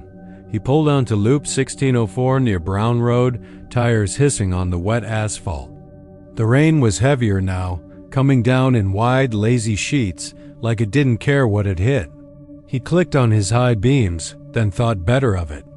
All it did was make the drops shine brighter and blind him. The dash lights glowed soft orange. casting his hands in a warm, sickly hue as they gripped the wheel. There wasn't much traffic. Just the occasional pair of taillights blinking into the mist ahead or a semi blasting past in the opposite lane, shaking his little Civic like it weighed nothing. He slid his phone into the cup holder, jiggled the O cord to get it to connect, and started his playlist. Mostly ambient stuff tonight. He wasn't in the mood for lyrics. The first song started, some soft synthy thing from a horror game soundtrack, and he relaxed a little, sinking into the seat, the rhythm of the wipers lulling him into that highway. Trance. And then the music stopped. Static hissed out of the speakers like a sigh. He glanced down at his phone. No notification, no change, no skipped song. Just static. He tapped the screen, thinking the cord had come loose, and then, Joe. He froze. At first he thought it was the song. A glitch in the audio. But the voice came again, just under the static, soft and wet and cracked like an old cassette tape. Joe. Nah? It was her. He knew her voice the way you know your own breath in the dark. It wasn't a memory, not a trick of sound. It was Rhea. Don't take the ramp. His throat dried. Hands clenched so tight his knuckles turned white. He looked up. Loop 1604 was leading into a junction. A flyover ramp curved up ahead, veering east. That was his usual way home. But something about the shape of it tonight felt wrong. Too steep, too silent. Like a tongue waiting in a mouth that was just starting to smile. He's waiting. Jonah, please, please. The voice was shaking now. Static crackled and bled around her words, like something else was trying to cut in. Something deeper. He didn't think, just jerked the wheel, skipping the ramp and staying on the main loop. The Civic fishtailed slightly on the wet road, but he corrected. Behind him, the ramp rose like the back of some long, buried thing, slick and gleaming. He drove home in silence, stereo unplugged, blood icy. Every turn felt like a test. Every set of headlights behind him made him flinch. By the time he pulled into the driveway of the house off Grissom Road, the rain had lightened, the storm slouching east. The porch light flickered once as he climbed out. He stood for a moment, watching the street, the sidewalk, the dark cluster of trees near the fence line. That night, he didn't sleep. He lay on his bed, staring at the popcorn ceiling, ears twitching for the sound of static. But nothing came. The next morning, he woke late. His phone buzzed with a news alert from KSAT. Teen male found. Dead on ramp to 1604 East. Foul play suspected. His hand shook as he tapped the article. The details were scarce. Some poor kid found slumped in his car, engine still running. No ID yet. Witnesses said they saw him pull onto the ramp around 12:30. Time of death was estimated shortly after. Exactly. When Jonah had heard the voice, he stared at the screen until the letters blurred. Then he turned the phone over, set it. Face down on the dresser. That should have been it. A fluke. A strange, haunting moment. But it didn't stop there. The next night, the static returned. This time, it bled into the speakers the moment he turned the key in the ignition. You're not safe. That was all she said. No ramp, no directions. Just those 3 words. He parked the car and sat inside for half an hour waiting, listening. But the voice didn't return. Every night after, it was something different. A warning, a whisper, a name. One night, he's inside the walls. Another, the reflection isn't yours. Jonah started avoiding the O cord. Switched to Bluetooth, but it didn't matter. The voice came through anyway. Always low. Always distorted. Always her. He tried to tell his mom once. But she just looked at him with those tired, bloodshot eyes and said, "Don't joke about that, please." Then she shut the door. So he stopped trying. Then came the night. The voice wasn't hers. It started with a grinding noise, like teeth scraping against glass. Then a voice not high and soft like Ria's, but deep and slow like something buried. Too long, she's mine now. He ripped the cord out of the dash, heart hammering. The radio screen went black. The headlights flickered. And in that moment, he saw something in the rearview mirror. Not a shape, exactly. More like the suggestion of one. A long figure standing in the road, face turned up toward the sky, arms too long, mouth too wide. He didn't sleep for 2 days after that. The voice stopped being predictable. Sometimes it was just silence. Other times it came at random red lights and parking garages, driving past the church where they'd held her funeral. And then the dreams started in them. Ria was always running, barefoot, wet, screaming without sound. And always something behind her. Something tall, with too many joints and no eyes. Jonah started driving the long way around everything. He avoided ramps, tunnels, overpasses. Stuck to back roads and surface streets. It made work hell. He lost shifts. His boss gave him side eye and warnings. But he didn't care, because every time he took the highway, he felt it watching. One night, parked outside a gas station near Halotes, the voice returned, calm, clearer than ever before. He wants to. Wear your skin. He left the car running and vomited behind a dumpster. After that, he knew what he had to do. He drove back to the ramp. Not at night. Noon. Full sunlight. Cars all around. He parked at the shoulder, heart pounding. The ramp itself was empty.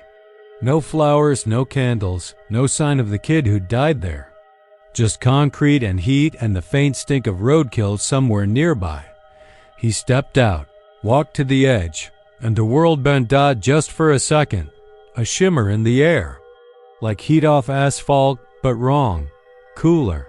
Like a breath from under the skin. Of the world. A whisper right behind his ear. I lied. He turned fast at nothing there. But when he got back in the car, the stereo was on again, static, loud, and under it laughter, not hers, not anymore. Out near Amarillo, there's a stretch of old Route 66 that most folks avoid, not because it's haunted, people don't like to say that word out loud, but because it feels wrong. Like the land itself's been peeled thin, and something else is pressing in from the other side.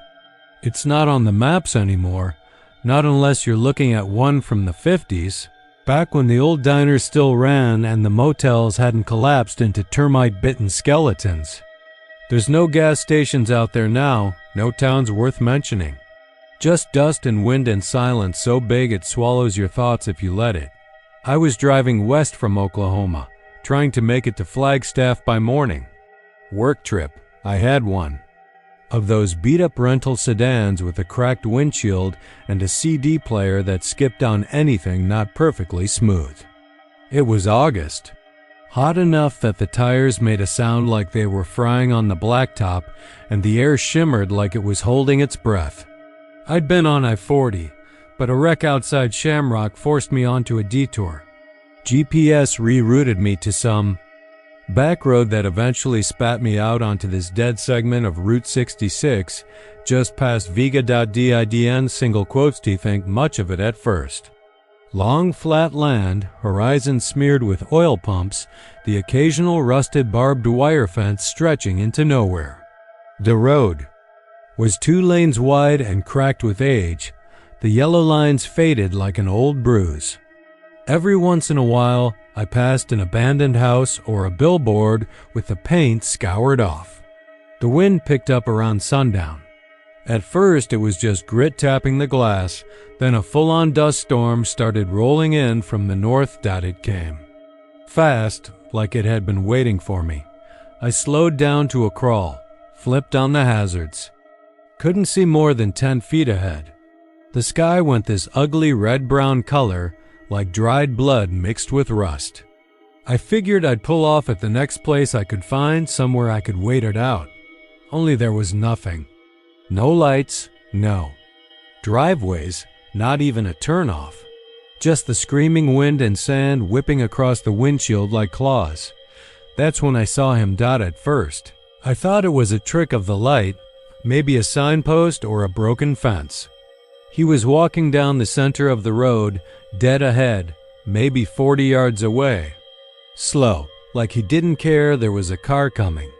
I honked, rolled down the window to yell, but the wind took the sound away. He didn't flinch. Just kept walking. I braked hard, came to a stop 20 feet away. He got closer. He was tall, lanky, in that way old scarecrows look. His skin, if you can call it that, was the same color as the dust blowing around him, dry, cracked, the shade of sun-bleached adobe. His clothes were loose and tattered, like someone had tried to piece together a suit from old burlap sacks. His hat was wide-brimmed, cowboy style, but sagging, like it had been soaked in bad memories. He had no eyes, just two empty sockets that seemed to drink in the world around them. And his mouth was open, wide and gaping, and inside. It was packed full of dirt, not just a little full. Thick clumps of dust and grit leaking out the corners, coating his chin like dried blood. I sat there, frozen. My hands were gripping the steering wheel so hard the leather creaked. He didn't stop walking. The moment he reached the front of my car, he veered. Came around the driver's side, slow and deliberate, like he had all the time in the world. I locked the doors, flicked the car into reverse, but the transmission jammed. I tried again, nothing. He passed by my window, and for a second, I swear to God, the world went silent. Not just quiet silent. Like someone hit mute on the universe. He turned his head toward me, and though he had no eyes, I knew he was looking. There was a pressure inside my skull, like my thoughts were being sifted. Dug through, and then I heard him. Not with my ears, with something deeper. A voice made of dry wind and dead things, whispering directly into the marrow of my bones. You're on the wrong road. Then he was gone, just like that. Gone into the storm, swallowed like he'd never been there. I sat there for a long time, trying to make sense of it. Eventually, the car started again.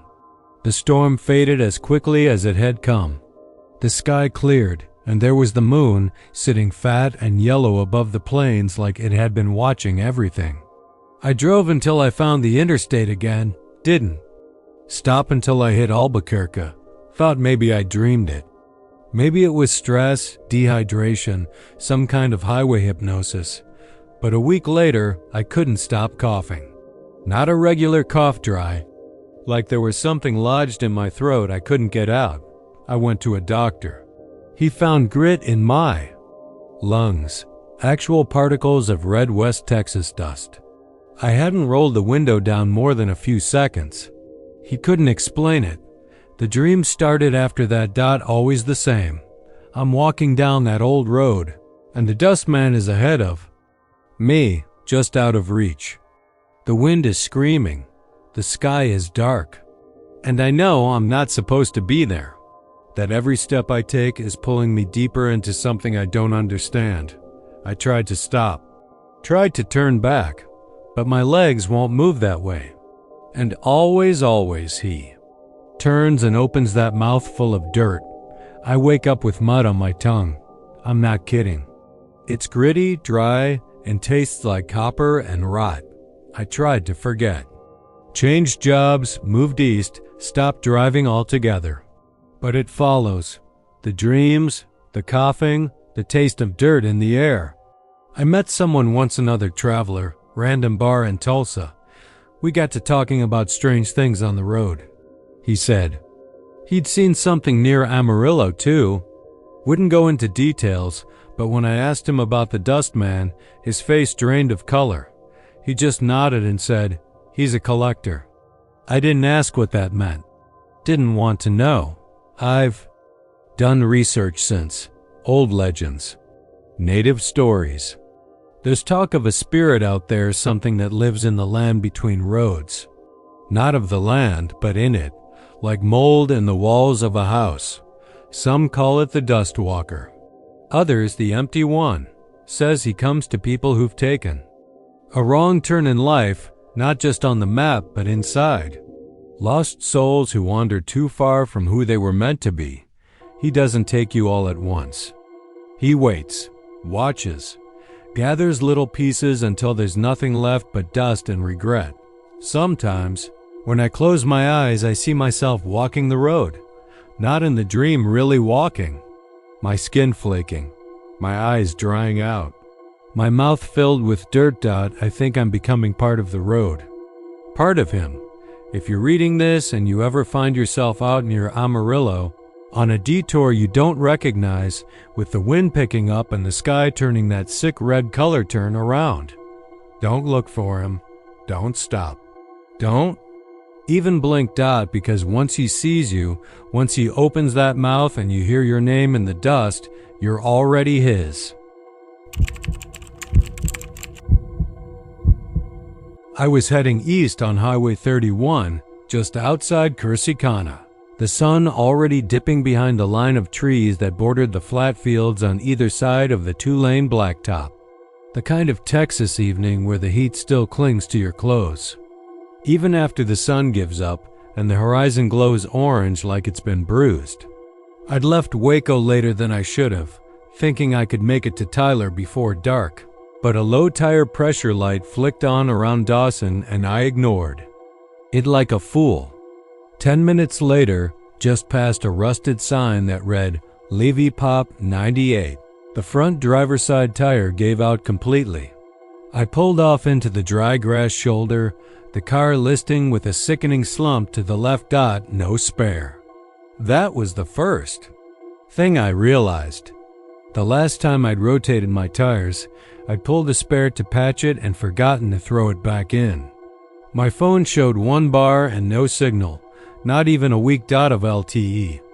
I tried calling roadside assistance anyway, but it died trying to connect. Dead zone. So I sat there, windows cracked an inch to breathe through the swampy stillness, trying to look at the bright side. Maybe someone would pass by. Maybe not everyone ignored people on the shoulder these days.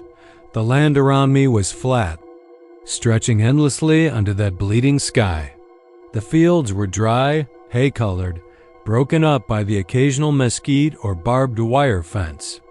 The nearest farmhouse was a good quarter-mile off, a silhouette leaning against the dusk, no lights in the windows. It was then maybe 20 minutes in, as the twilight thickened, that I first noticed the movement. Across the field, beyond the ditch and a crumpled fence, shapes began to emerge. At first, I thought it was deer. That's how they looked from a distance, pale shapes, low to the ground, gliding fast through the tall grass. But as they moved closer, it became obvious. They weren't deer. They were human-shaped, only not. They crawled on all fours, elbows and knees hitting the ground with impossible precision. Too fast for any normal person. Their skin, or what I could see of it, was pale, almost luminescent in the dying light. No clothes. No sound. Just the movement, like a time-lapse of insects swarming across the earth. There were at least 5 of them. Maybe more behind. I stared for a long time, blinked once or twice to convince myself it was heat stroke, fatigue, whatever. But they didn't go away. In fact, they were getting closer. Their direction wasn't straight at me, at least not at first. They moved in jerks and weaves, like they were sniffing something out, zigzagging across the field in an erratic pattern. One stopped abruptly and raised its head, long and thin and terribly still, like a dog catching a scent. That's when I locked the doors. I turned off the cabin lights, leaned back in the seat, and stared out the windshield, trying not to breathe. Too loud. They were maybe 100 yards away now. Crawling with a purpose, not random anymore. One of them stood unfolded slowly, and it was tall, gaunt. The way it moved made me nauseous. Too many joints. Too fluid in some ways, too. Sharp in others. Like a puppet jerked by invisible strings. Then it dropped back down to all fours and bolted straight for me. I froze. My hand went for the ignition even though I knew the car was dead without a tire. It was a useless reflex, and then the car rocked just a little. A single thump, like something had bumped into it from behind. I whipped around in the seat but saw nothing through the rear window. Just the fading light and my own reflection in the glass. Then again, harder. A lurch that made the whole frame shudder. Still nothing visible. No footsteps. No breathing. Just the sound of the wind picking up in the grass outside. I didn't want to roll down the window. Every instinct screamed not to. But the back windshield fogged, and I leaned closer to wipe it clean with the edge of my sleeve, trying to see. Into the growing dark.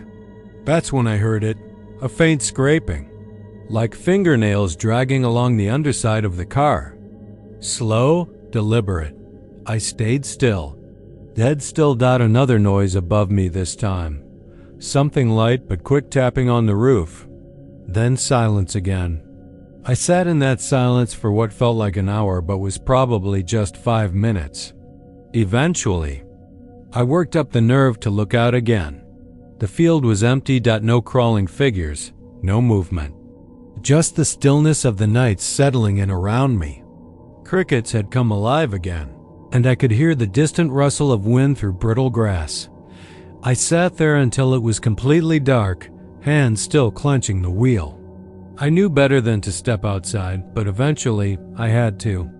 My bladder wouldn't wait.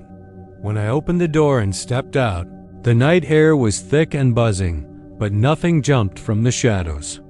No eyes in the field, no pale limbs in the ditch.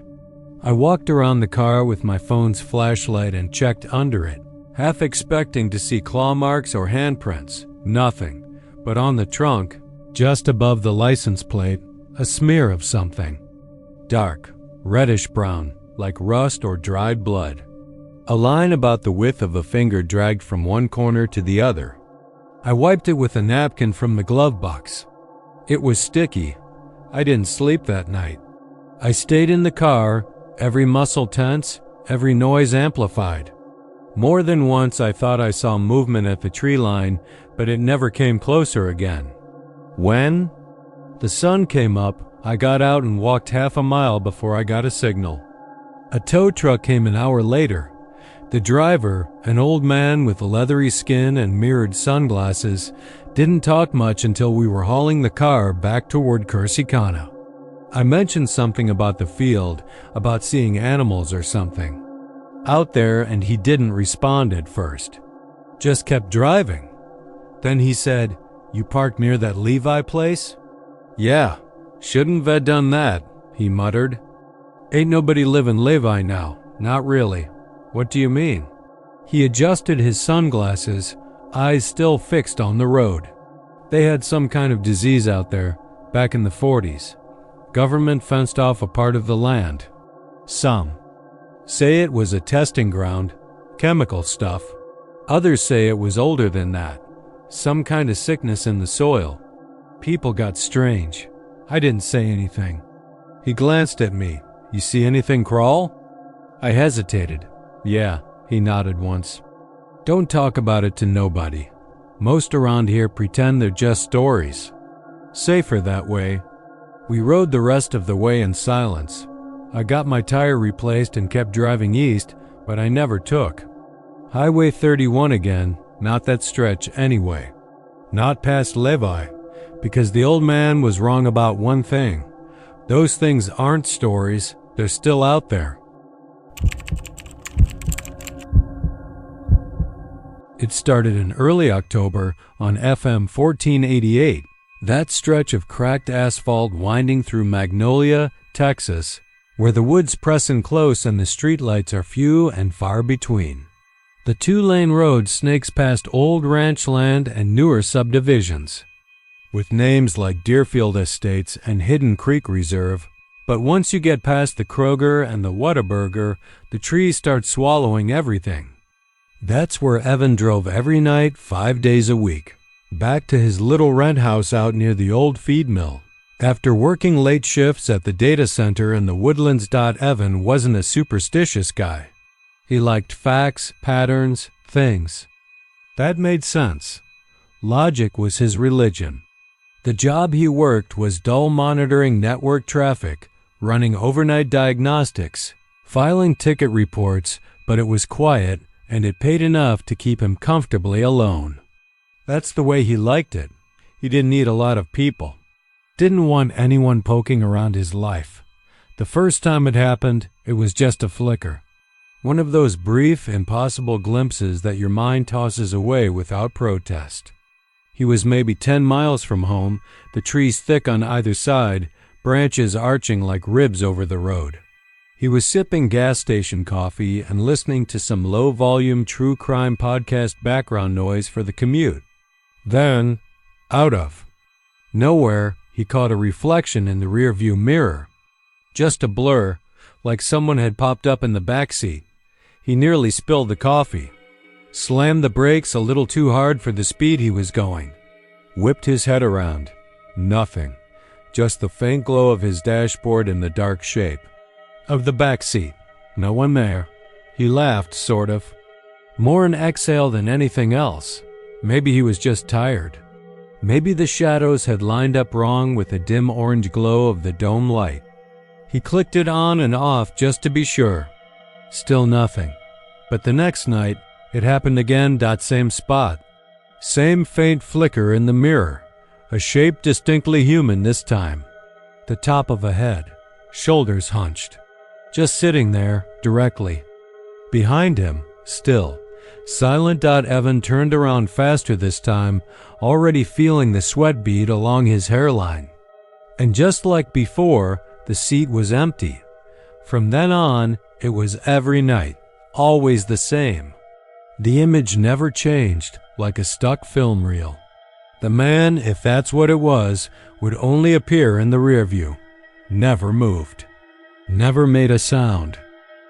Just sat there, like he'd been picked up hours ago and no one had noticed. Evan started keeping the dome light on while he drove, just to prove to himself there was nothing there. And yet, there he was, every single night, reflected just beyond the reach of light. He never saw the face clearly. It was always in shadow. Just the silhouette of a man, broad shoulders, a head that seemed too smooth, like it had no hair at all. He told himself it had to be an illusion. Some kind of visual echo, a trick of light and fatigue. That made sense, logical. But deep down, Evan knew something was wrong. One evening, he stayed late at work again. After 1 a.m., the road was utterly deserted. No headlights in either direction. He was halfway down FM 1488, right where the pine trees crowd close and even the moon seems hesitant to shine. That's when the car started to feel colder, like the air conditioning had kicked in without him touching it. But the dial was off. He checked it twice. That night, the man in the mirror was leaning slightly forward. Not much, just a few degrees. But it was a change, and that was worse than everything that had come before. He jerked the car to the shoulder and scrambled out, heart hammering like a piston. Walked around the vehicle with a flashlight app from his phone, checking every door, every window. Nothing. No signs of forced entry. No footprints in the road dust. He even opened the trunk. Still nothing. He thought about calling someone, but who? The cops, and say what? That a shadow man keeps appearing in your rearview mirror and then disappears when you look? They'd think he was drunk or worse. He didn't have any close friends. His family was all out in Abilene and they weren't close. The next day he put a dash cam in the car, pointed it at the back seat. He wanted proof. Either proof that he was losing it or that something was seriously wrong. After his shift, he drove the same route, trying not to look in the mirror. The temptation was overwhelming, but he forced himself to keep his eyes on the road, gripping the steering wheel so hard it left half-moon marks in his skin when he got Home, he reviewed the footage. Nothing. Just the faint glow of the overhead light and the motionless fabric of the back seat. Frame after frame of silence. He reviewed it 5 times, then 10. Then frame by frame. Nothing. But he knew what he had seen. He could feel it. That subtle pressure in the car when something else is present, breathing in the same air. A week passed. He stopped sleeping much, ate even less. Every night he saw the man, and every night he turned around. It was like a ritual. Glimpse, turn, empty. Over and over again. Then one night, 2 miles past the turnoff to Egypt Lane, he didn't look. He fought the urge. Kept both hands on the wheel and his eyes locked forward. FM 1488 stretched ahead like a black ribbon, melting into darkness. No cars, no wind. Just that eerie silence pressing in. That's when he heard the seat creak.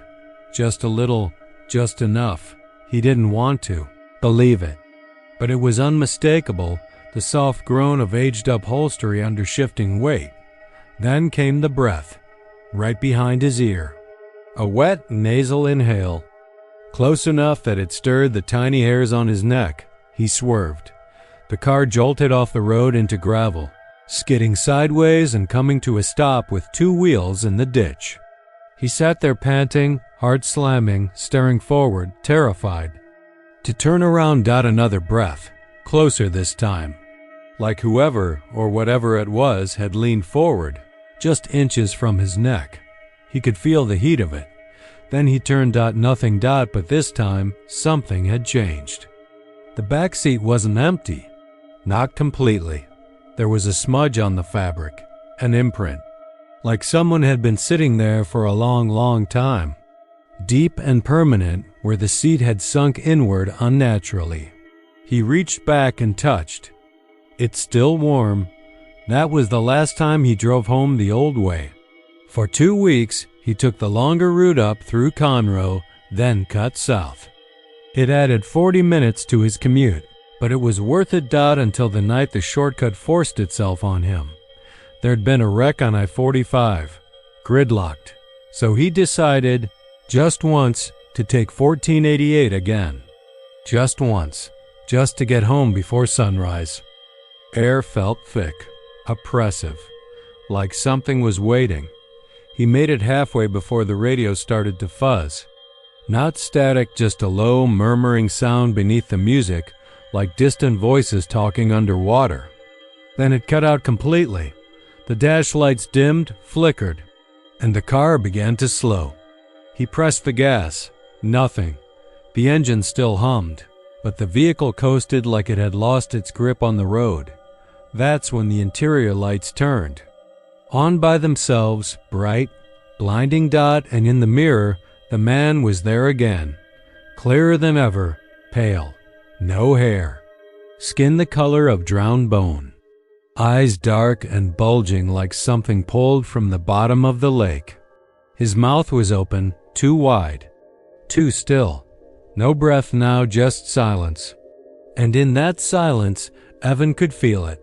The man had always been there, every night, every commute. Not appearing, but slowly becoming. The man leaned forward, not a jerk, not a lunge. A slow lean, deliberate and cold. Evan didn't turn. He couldn't. His muscles locked. He could only watch the reflection, that pale shape leaning, close until its face hovered directly behind his. Their eyes met in the glass, and the man smiled. Evan screamed, but the sound didn't come from his throat. It echoed behind him. He doesn't remember crashing, only waking up hours later in the hospital. Broken arm, fractured ribs. The trooper said they found his car wrapped around a pine tree just past Butera Road. No signs of other vehicles. No skid. Marks. No alcohol in his system. Just him. Alone. But when they cut off his shirt to check for trauma, the nurse gasped. There was a handprint on his back, pressed deep into the skin. Too big to be his own. Too long in the fingers. And cold. Even. Hours later, it was still cold. He moved out of state a month later. Never drove at night again. But sometimes, on quiet evenings, he sees a dot in reflections in storefront glass. In dark windows the faint outline of a man sitting in the back seat and sometimes Evan doesn't look. He just keeps walking, because he knows now, the man only moves when you don't. The old San Antonio road cuts through parts of Texas that the maps don't care much about. Long stretches of cracked asphalt run beneath bowed power lines and sun-baked scrubland, the kind of place where vultures circle and the wind forgets your name. Most people take the I-35 or some newer highway, safer, straighter, and better lit. But there's always someone looking for a shortcut, someone who thinks the older roads have charm or are scenic. That's how Drew and Alyssa found the tunnel. It wasn't marked on any GPS app. They were coming back from a weekend trip in Fredericksburg, taking their time, avoiding traffic, exploring backroads that wound through dead towns and cotton fields. Long since dried out, the sun had started to dip behind the hills when they found the gravel turnoff. The road sign was sun-bleached and half-fallen, but you could still make out the rusted lettering. Old San Antonio Road. Drew thought it sounded historic. Alyssa, always the more cautious one, didn't like the look of it, but she didn't argue. They followed the road deeper, where even the grass seemed tired of growing. They passed an old church, windows boarded, cross snapped in half, a gas station. With no sign, its rusted pumps leaning sideways like drunken sentinels. The road narrowed, the trees got thicker, hanging low enough to brush the top of Drew's truck. He slowed down. The last glimmer of sun slipped through the branches and vanished, and then, all at once, the tunnel was in front of them. It was built of ancient stone, dark with moss and soot, barely wide enough for one vehicle. The mouth of it yawned like a hole in the world. There was a small sign posted beside the entrance, crooked and covered in spray paint. Alyssa leaned forward, squinting. Danger. Do not enter. Unstable structure. Closed since 1994. Looks solid enough. Drew said, half joking. Probably just an old railroad tunnel. It's a shortcut. Let's go around, she said, staring into the black throat of the tunnel. Seriously, but Drew had already rolled forward. The tires crunched gravel. The headlights stretched into the tunnel and dissolved. It'll be fine. Just a few hundred feet, then we're through. And with that, the truck entered the dark. It got cold fast. The kind of cold that feels wet and unnatural, like the air was breathing against your skin. The tunnel curved gently, stone walls pressing in on both sides. The headlights flickered just once, and the radio let out a sharp burst of static. Alyssa stiffened. Did you hear that? She asked. Hear what? Drew kept his hands on the wheel. His voice sounded thin, like it didn't belong to him anymore. I thought she paused. Never mind. But a second later, it came. Again, faint. So faint it could have been imagined. A voice. Maybe. A whisper riding on the air like someone calling from far, far away. Alyssa turned her head toward the passenger side window. Nothing but black rock and the drip, drip, drip of water. Drew, stop the truck. We're almost out, he said, forcing a smile, but there was sweat beading on his forehead now. The tunnel didn't seem to end. It just kept curving. That's when the engine died. The headlights shut off. The dash went black. The hum of the radio stuttered into silence. They sat in absolute darkness, broken only by the sound of water dripping.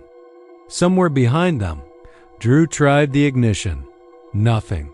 He turned the key again. The engine clicked, but wouldn't catch. Damn it, he muttered. Alyssa reached for her phone. No signal, she said.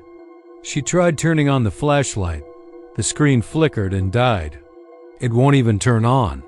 Drew popped the door. Open. I'll check the battery. Don't, Alyssa said, grabbing his arm. Stay inside. But he was already stepping out. The second his feet hit the damp tunnel floor, the air felt wrong. Too dense, too quiet. As if the tunnel wasn't empty, but listening. He opened the hood, checked the battery cables. Everything looked fine. He was about to close it when he heard it, whispers. Soft, shifting voices, not speaking to him, but about him. He looked around. Empty tunnel. Just the truck. Just darkness. Alyssa called from inside. Drew, get back in the truck. I'm coming, he said, but his voice didn't echo. It was swallowed dead as he shut the hood. He noticed something scratched into the tunnel wall, right where the light from his watch glowed weakly against the stone. Letters, over letters, etched by different hands. Names, dates, some recent, some so old they looked fossilized. And among them, one phrase, scratched deeper than the rest. They don't let you leave. Drew backed away. Inside the truck, Alyssa was staring forward, frozen. Drew slid back into the driver's seat and locked the doors. We're walking out, she said flatly. Leave the truck. We walk. Drew nodded. They grabbed a flashlight from the glove box miraculously. It still worked and stepped into the tunnel. They walked for 10 minutes. Then 15. The tunnel kept curving. No exit. No entrance behind them. Just more tunnel. This doesn't make sense, Drew said, and then they heard it again. Louder this time. Screams, not just one person. Many. Dozens. Wailing, choking, begging. Screams that seemed layered, as if recorded and played on loop, slightly out of sync. Alyssa dropped the flashlight. It hit the stone and spun. For a moment, they saw the walls. The names were moving. They writhed, shimmered, shifted, like they were alive beneath the stone. Some scratched by fingernails. Some smeared in something. Too dark to be rust. Alyssa stared as the names began to rearrange themselves, letters melting, merging into two new ones, Alyssa and Drew. She screamed. They ran, but the tunnel shifted. The path tilted, subtly at first, then more. They weren't walking anymore. They were sliding. Down. Deeper and then a door in the middle of the tunnel. Embedded in the stone like a tumor was a wooden door with a brass knob. It should not have been there. Should not have existed in a tunnel built for trains. But it was real. It opened not with a creak, but with a scream. Loud, human, full of agony. As if the wood itself were alive. Drew tried to pull Alyssa back, but she stepped forward as if in a trance. Her mouth moved. I hear them, she said. They're calling my name. She opened the door. Inside was black, but not empty. Drew saw faces, dozens, hundreds, pressed against invisible glass, twisted in agony, eyes wide, mouths open, screaming. One of them reached forward, and it was him. Alyssa stepped in. Drew reached after her, and the door slammed shut. The truck was found a week later, out of gas, covered in dust, though no one could figure how it got dusty inside a tunnel that had been sealed off in 1994 after a partial collapse. The tunnel entrance was barricaded in concrete slabs and iron fencing. Had been for 30 years. No recent tire marks. No sign anyone had been through. But locals know better. At night, if you stand near where the tunnel used to open near mile marker 73 on the old San Antonio road, where the trees bend inward and the air turns cold, you can still hear them. Screams. Not loud, not constant, but clear. Some say it's the wind. Others say it's just stories. But truckers who pull over there swear they've heard footsteps behind them, whispers in their ears. Some have even claimed to see the tunnel, just for a second, right before it vanishes again, and some of the names still change on the old stone wall, even though the entrance is gone. If you look closely, they say you can see 2 names, freshly scratched beneath the moss: Drew Martin, Alyssa Henderson. And just below them, a new message written in jagged, desperate lines. They're not dead, they're just listening. It was late September, one of those strange Texas evenings where the sun hangs low and thick in the sky like it's melting. The light was amber, slanting hard across the blacktop of US 59 just outside Nacogdoches. Everything looked like it had been dipped in honey and left out too long. The trees leaned toward the road like they'd been waiting all day to collapse into it. A low wind blew east dry and steady, and the air smelled of cut grass, diesel, and something faintly coppery that the driver, a man named Glenn Rollins, couldn't quite place. He was heading south after visiting his mother's grave, a pitiful plot of crabgrass and chipped marble just outside town. She died the way she'd lived, quietly, almost politely, and Glenn had driven in from Tyler to pay his respects. The visit hadn't taken more than 15 minutes.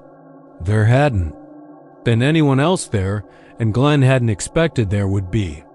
She didn't have many friends left out as the miles peeled by. Glenn kept one hand on the wheel of his old Ford Ranger, the other resting near the vent where the lukewarm AC wheezed through. He was tired, bone tired, and the road shimmered ahead like a mirage. There weren't any other cars in sight, and only the occasional chirp of cicadas came through the cracked window. He was about 5 miles north of the gas station at the Angelina River crossing when he saw it. A tire, just a single. Black Goodyear, or maybe a Firestone, he couldn't tell, rolling slowly across the road about 200 yards ahead. At first, he thought it must have fallen off a passing truck. Texas roads saw that sort of thing all the time. But what made him ease off the gas, what made a chill slither under his skin even before the weirdness really began, was the direction. It was moving. It was rolling against the wind, the steady breeze that had been blowing east all day. He could feel it even now through the window, should have pushed anything loose off into the trees. But the tire was coming across the road westward slowly, steadily, like it had somewhere to be. Like it had a destination. It rolled all the way across the northbound lane, into his lane, and then came to a stop dead center in the road. Glenn was only about 30 yards away by then, and he started to brake, unsure if he was supposed to go around it or what. But before he could decide, the tire tipped over. Not topple-tipped. Deliberate, like someone had nudged it from behind.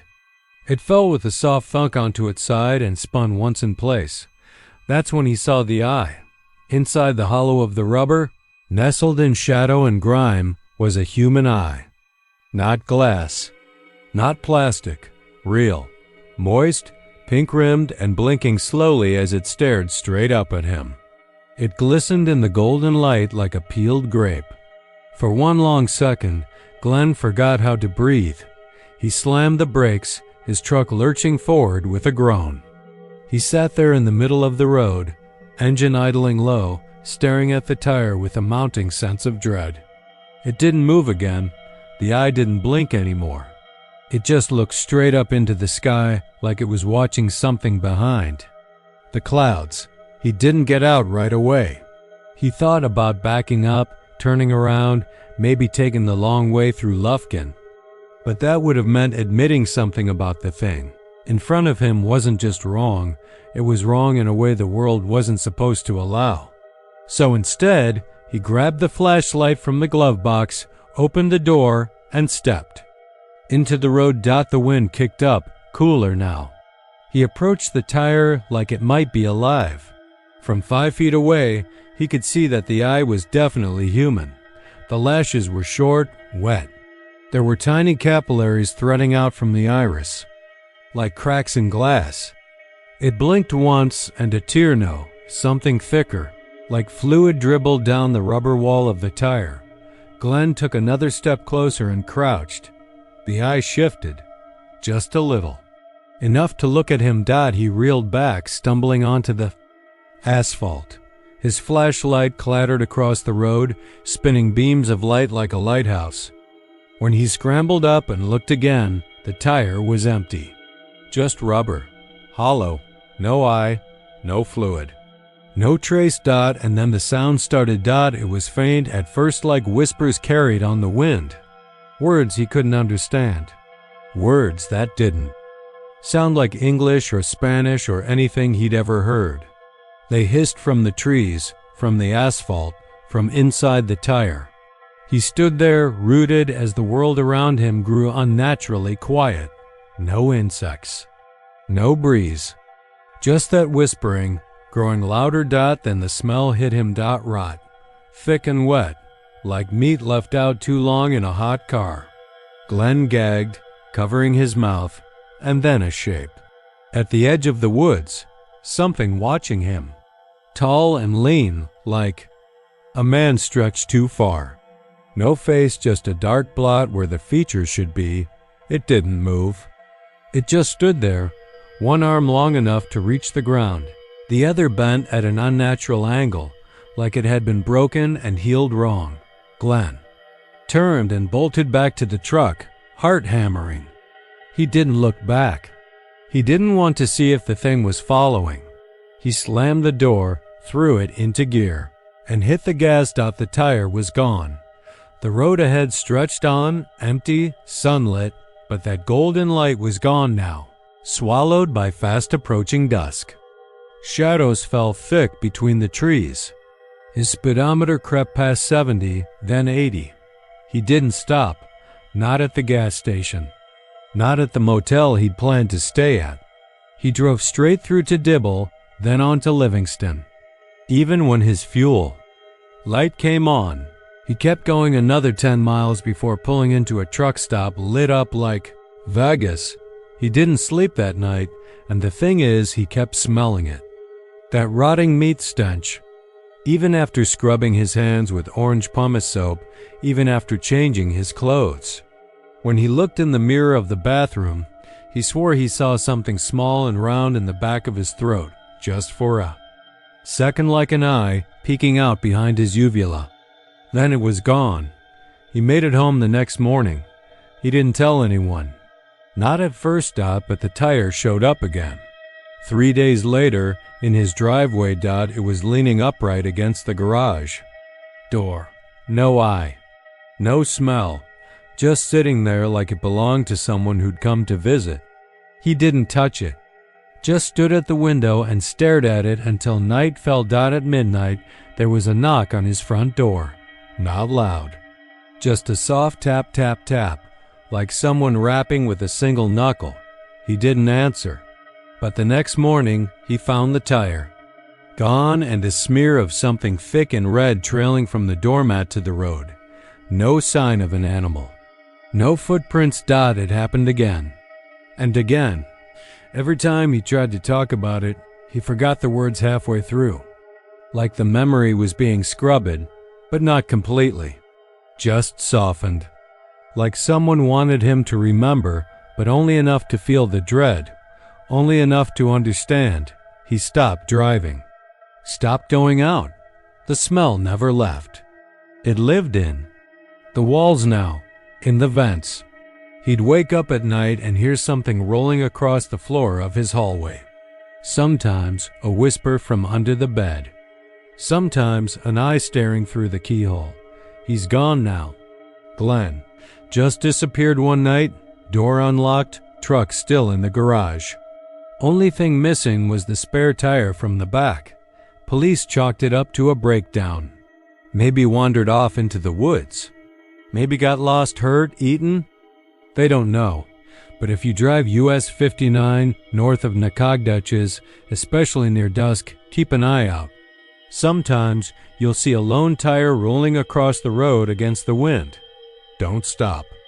Don't get out, and if it tips over in front of you, don't look inside, because sometimes it's not just an eye. Sometimes it's watching to see if you're ready. The desert between Sweetwater and Midland was a long, bleached strip of asphalt, always humming with that dry, low sound of tires on heated pavement. That night it was quieter than usual. No wind, just the dark, stretching flat forever, broken only by the rise of distant oil rigs with their orange flares flickering like dying stars. Hank Weller, a long-haul trucker pushing 35 years on the road, had his left elbow propped against the open window of his Peterbilt, his hand tapping out a rhythm on the door. The CB radio, dusty and sun-faded, sat quiet for once, except for the occasional white noise hiss and crackle. He was hauling chicken feed from Shreveport to El Paso, nothing glamorous, but it paid the bills. Midnight had just turned, and the road ahead of him looked like a black ribbon laid out by the devil himself. He was 2 cups of gas station coffee deep, chewing nicotine gum to fight the old urge that gnawed at him every time he hit the darker. Stretches light up, take the edge off. He hadn't smoked since his wife passed 6 years ago, but the road didn't care much about your vows or your weaknesses. It wore at you mile by mile, same way it wore at tires and rubber and brake. Lines. Hank had seen things out here, real things. Fires that jumped ditches and ran wild across ranchland. Fog that rolled in thick as milk, swallowing trucks whole. People too. Drivers who disappeared without a trace, left rigs parked in the middle of nowhere, keys in the ignition, engine running, cab empty. But those were rare. Tall tailies mostly, stories traded between drivers to stay awake during the long hauls. The CB sputtered once, a quick pop like someone tapping the mic button, and letting go. Then a voice, soft and broken, whispered through the static. Breaker. Don't look in your mirror. Hank straightened, heart tapping a little faster now. He hadn't touched the mic. No one had hailed him, no channel check, nothing. Just that one line. Say again? He said, leaning forward, turning the squelch. Knob back and forth, trying to clear the line. Silence. Not even static anymore. Like the airwaves had dried up, he reached for his thermos, keeping his eyes on the road, then glanced at the side mirror. Habit. Reflex. Behind the trailer just for a split second something moved. At first, he thought it was his imagination. Some trick of headlights bouncing off a sign, but then it moved again, just barely visible in the red glow of his taillights. A shadow. No, not quite. Human shape, but too long. It was crawling. One arm stretched up from the pavement, long as a broom handle, clawing its way up the side of the trailer, fingers splayed like spider legs. Its other limb, he couldn't even call it an arm, flopped loosely, like it had no bones. Its head was low, tucked under its body, hair dragging behind it like seaweed. Then it vanished. Gone. He slammed the brakes out of pure instinct. The trailer, groaning behind him as the rig lurched and shuddered to a stop. Dust rose in the beams of his headlights. Nothing behind him now. Just the road, empty and still, and the sound of insects clicking in the scrub. Jesus, he muttered, rubbing his face, shaking his head like he could shake loose the image. Maybe he was tired, sleep-deprived, that was all. Needed to pull. Oversplash some cold water on his face. He eased the truck onto the shoulder, stepping down onto the gravel, boots crunching. He walked along the trailer, heart still thumping. Every nerve felt like it was stretched taut, humming in tune with the quiet night. He made it to the back, opened the trailer latch, and swung the doors wide. Nothing. Chicken feed. Sealed bags. No damage, no movement, no strange figures hitching a ride. But he didn't go back right away. He stood there, under the stars, staring out into the flat West Texas dark, listening. That's what bothered him the most. There was no sound now. No coyotes yipping, no night birds. Just the wind, and even that was too soft. It was like the desert was holding its breath. He climbed back into the cab, shut the door, locked it. without even thinking. He stared at the CB radio. "Who the hell are you?" he asked aloud, but there was no answer. He drove on. Slower now, less sure of the road. He kept checking the mirror every few minutes, eyes darting up. Nothing. But each time he looked, he thought he saw a little more space between the trailer and the black. Like something was keeping pace just beyond the reach of the lights. It happened again outside of Monahan's. Just past mile marker 94. The voice came back. Clearer this time. Same channel. Same woman. "Don't look, Hank, please." He nearly dropped. His thermos. Who is this? Nothing. He slammed the CB knob to a different frequency. Then another. No voices. Not even truckers or chatter. Nothing but dead static. And then laughter. Low and choking. Like someone trying to mimic a laugh, but not understanding how it was supposed to sound. He drove for another 40 minutes before he couldn't take it anymore and pulled into a rest stop. Empty. No other rigs. Not even a sedan. Just two flickering sodium lamps and a bathroom that looked like it hadn't been cleaned since the 80s. He cut the engine and sat there, fingers tight around the steering wheel. The CB was silent, then the whisper again. "It saw you." His stomach dropped. He lunged for the mic, hand shaking. "Listen, I don't know who the hell you are or what this is, but you got 5 seconds to explain before I tear this goddamn radio out by the wires." Click. She was gone. He slept in the cab that night, engine off, lights off. Dreamed of long arms reaching through the trailer doors, dragging bags of feet aside like they were toys, searching for something else.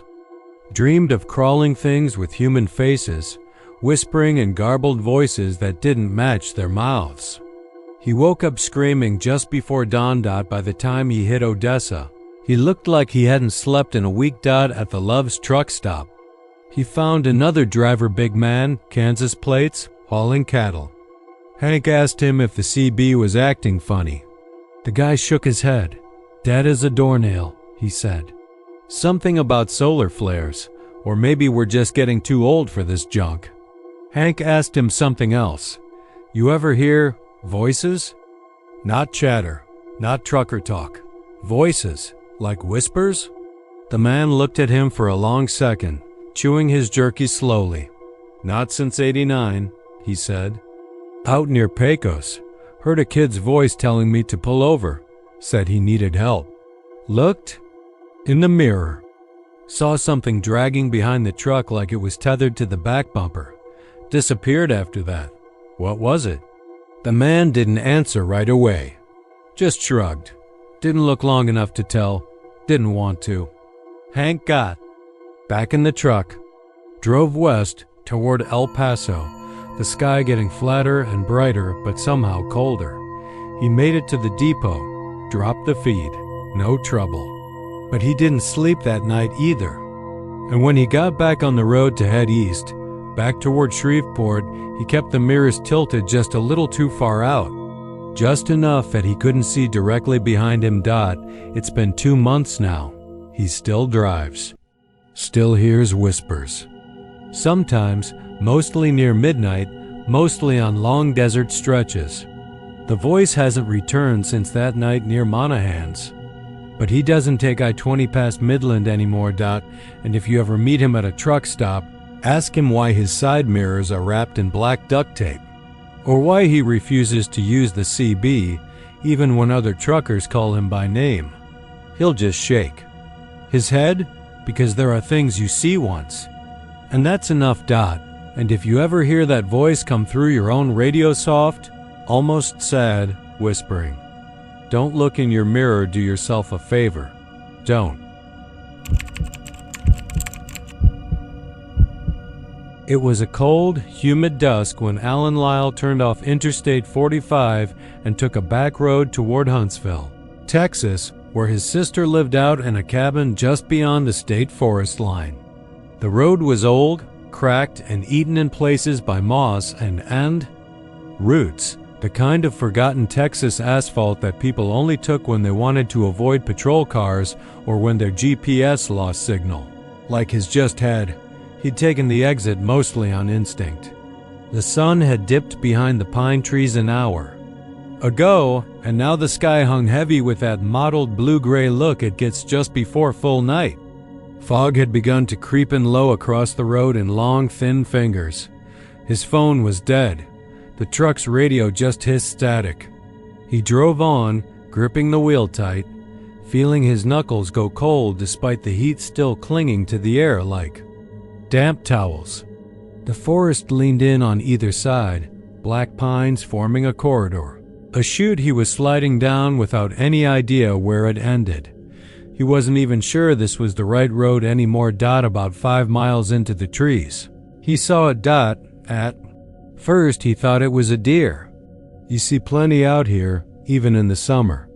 They come out of the trees like ghosts, just on the edge of the road, and vanish if your headlights sweep across them. But this one didn't vanish. It stepped out directly in front of the truck, maybe 30 yards ahead, and stood there. Alan slammed the brakes, heart thudding as the tires screeched against the patchy asphalt. He didn't hit it. The thing just stood there in the headlights. He blinked, then frowned. It wasn't right. Its shape was almost deer-like, lean legs, narrow body, head with large ears and dark eyes, but there was something off. He couldn't say what at first, just this slow, spreading certainty in his chest that what he was looking at wasn't an animal. Its legs were too long, bent in a strange way like they weren't designed for walking on all fours. Its neck was stiff, unmoving. The eyes were on the side of the head, but instead of that soft, flickering look deer usually had, they were still, focused, watching him. And the mouth was wide. Too wide. It stretched, not across the face, but down and across the chest like a jagged wound, lips curled upward in a grin that exposed far too many small, perfect yellow teeth. They weren't fangs. They looked human. The smile never moved. Alan sat frozen, foot on the brake, breathing hard in the thick silence. The only sound was the low hum of the engine and the occasional tick of the cooling dashboard. The deer or whatever it was didn't move. It just watched. Then, slowly, it turned away and walked off the road. Alan exhaled shakily and pressed the gas. The truck rolled forward, tires crunching gravel at the edge of the pavement. He kept his eyes locked on the shoulder where it had gone, but the thing had already vanished into the trees. Relief hit him like a warm wave. Probably just some kind of mangy deer. Maybe a disease. Rabies or something worse. That would explain the weird behavior, the distorted features. Animals mutate all the time out here, tumors, genetic stuff. Probably just one of those, but even. As he told himself that, he didn't believe it, not really. 3 miles later, something hit the side of his truck. It wasn't a big hit, more like a slap. The rear window thudded like something had run a hand or a hoof across it. He jolted, swerved slightly, and looked in the rear view. Nothing. Then he saw it again. Not in the mirror. Ahead. Standing on the opposite side of the road now, right at the edge of the woods, waiting. Its smile was even wider this time, and its head tilted just slightly. Watching him pass, he didn't slow down, didn't blink, just stared ahead, both hands tight on the wheel. It turned again. And this time, it ran. Not like a deer. It ran upright. It was faster than anything on 2 legs had a right to be. Alan watched in horror as it vanished into the tree line, then reappeared beside him through the trees, darting between pines with unnatural speed and fluidity. It wasn't just running. It was hunting. The truck groaned as he pushed it faster, hitting 60 on a road barely made for 40. His stomach rolled with every bump. The forest blurred. He kept his eyes ahead but saw flashes of pale limbs between the trees. The thing was keeping up. Then gone. Silence again. Only the wind and the growing pressure in his ears. Alan drove for another 10 minutes without seeing anything. Just old road, old trees, old signs eaten by rust and bullet holes. The fog thickened, then thinned, then thickened again. He had no idea where he was, and then he saw the cabin lights. Relief surged through his chest. His sister's place. That squat, red-roofed house tucked behind the tree line, barely visible from the road unless you knew where to look. He pulled in fast, parked crooked, and bolted to the door. Knocked hard. Waited. Sarah opened it after a long minute. Her eyes were red-rimmed from crying. "Alan," she said, surprised. "Why are you here so late?" "Something was following me," he said, pushing past her into the cabin. "On the road. Something that looked like a deer, but it wasn't."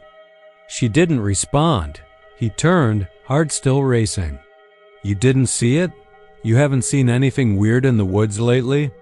She looked away, down at her feet, then slowly closed the door.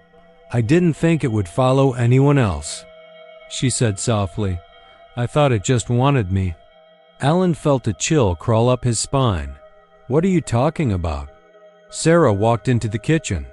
He followed. "I saw it a few nights ago." "Same thing. At first, it just stood there. Then it started getting closer. Every night, a little closer to the house. And last night," she stopped, her voice cracking. "Last night, it scratched the back door. I heard it breathe through the wall." Alan stared at her. "Why the hell didn't you call me?" "I didn't think you'd believe me," she whispered. "And I didn't want it to follow you." A loud knock interrupted. Them. Not at the door. At the window. They both froze. The knock came again. Slow, deliberate. From the side window, right near the kitchen sink. Sarah reached for a knife. Alan grabbed the flashlight off the counter and flicked it on, inching toward the window. The knock came again, louder this time, more urgent. He raised the light and shone it through the glass. There it was, pressed against the window, standing upright. Its limbs were impossibly long, elbows bending too far the wrong way, legs thin, and wrong like stilts made from bones. Its head twitched. That smile was even wider now, stretching, pulling the skin across the chest into folds. The eyes blinked. Not together. One. Then the other. Then the knocking. Stopped. It turned and walked slowly into the trees. Alan and Sarah didn't sleep that night. They barricaded the windows, locked every door twice, sat in the living room with the shotgun between them and the lights off. Around 3 a.m., they heard the laughter. It wasn't loud. It wasn't human either. It sounded like something trying to mimic laughter, but getting the rhythm wrong. Pauses in the wrong places. No breath behind it, like a recording of laughter played. Backward. Then the scratching began. It didn't stop until dawn. By morning, they were both pale and silent. Sarah packed a bag. Alan insisted they leave. They drove back toward the highway together. The trees thinned. The fog lifted. But in the rear view, just for a moment, Alan saw movement in the brush. Something tall. Something thin. Something still smiling. They didn't go back. They didn't talk about it after that. But sometimes, late at night, Alan dreams of the sound of hooves not clopping, but pattering, like fingertips on wood. And in those dreams, the deer is always waiting at the end of a road that never seems to end, watching. Smiling. It was a long stretch of nothing, the kind of Texas highway that seems to flatten out into eternity, especially once the sun goes down. US to 84 toward Waco, cutting through brown pastures and dead fields, was silent that night except for the hum of the tires and the occasional rustle of wind pushing tumbleweeds like forgotten ghosts across the road. His name was Owen Mathers, a maintenance tech from Odessa, making a late run back from a contract job in Abilene. The plan had been simple: finish the gig, pocket the bonus, and get back before midnight to catch a few hours of sleep before another. Shift out only, it was already past midnight. He checked his dashboard clock. 12:42 a.m. The gas needle hovered just above E, swaying with every dip in the road. He should have filled up back in Brownwood, but the old F-150 was temperamental with it. Pump sensor, and sometimes the gauge lied. Still, he'd figured he had enough to make it to Waco. What he hadn't planned for was this stretch of road miles and miles of nothing but black trees and silence. Not a gas station or service light in sight. The first time he saw the billboard, it was like a beacon. Bright floodlights lit up a red and white sign standing 30 feet tall in the middle of nowhere. A giant pair of praying hands framed a message in bold block letters: Jesus saves, nothing else. Just that, plain, unapologetic, familiar. Even he'd seen signs like it scattered all over Texas highways, posted by churches with more passion than money. Owen gave it a glance and kept driving. He wasn't a religious man. His mother had been, until the cancer took her and left Owen with only questions and silence. God hadn't answered any of those. Far as he could tell Dot, it was maybe 10 minutes later that he saw the billboard again. Same sign, same praying hands, same blinding white lights. Jesus saves. He squinted, sat forward in his seat a little. Could have been a twin billboard, he figured. Churches sometimes bought 2 or 3 along a stretch, get a little extra mileage out of their budget. He checked the odometer out of habit. No real change. That was strange. He rubbed his eyes, shook off the creeping chill starting to claw its way down his spine. Could be tiredness. Could be the night playing tricks on him. He turned the radio knob, but only static hissed through the speakers. Even the M stations were dead out here. 10 minutes later, it appeared again. Same sign, Jesus saves. Now he slowed down. The road hadn't forked. He hadn't turned. His GPS app was frozen, stuck in an endless buffering wheel like it had given up, and no cell service, of course not even a single bar. He reached down, unplugged the charger, tapped the screen. Still nothing. This time, he pulled over and got out. The night air was heavy, warmer than it should have been, and dead quiet. Not even crickets.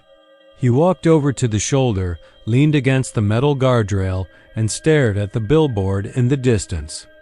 It was the same goddamn sign.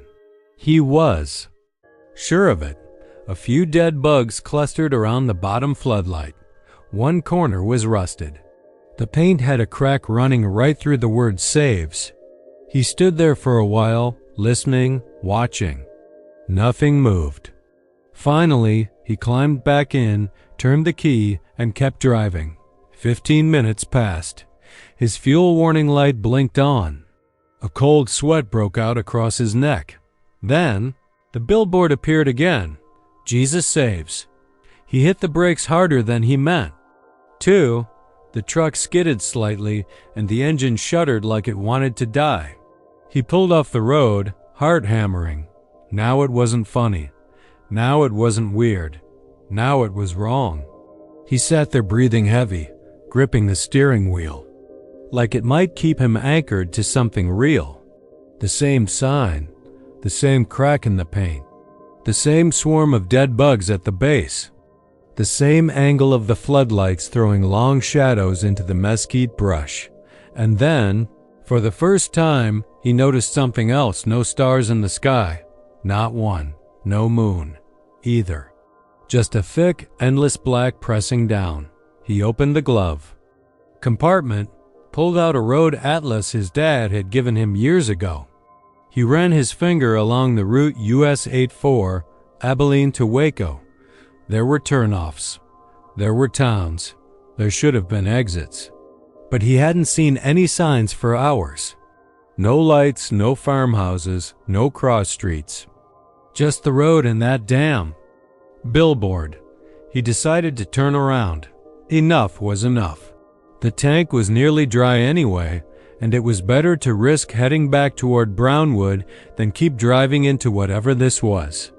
He made a U-turn across the dead lanes and started back the way he came. 10 minutes later, his headlights caught the sign again, but it was different this time.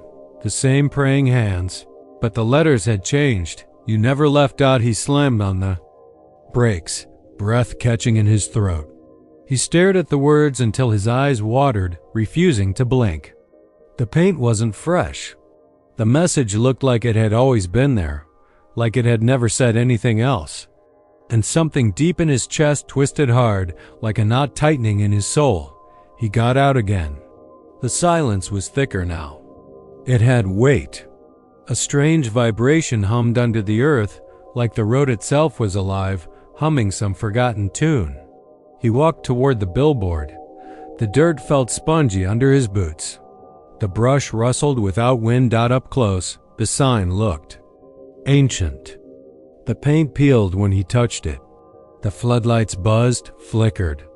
And then he saw something else, scratches on the metal support pole, long gouges like claw marks.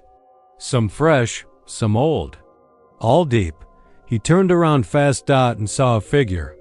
Standing in the middle of the road. Too far to make out clearly. Just a silhouette. Tall, still, watching. Owen's legs didn't work right at first.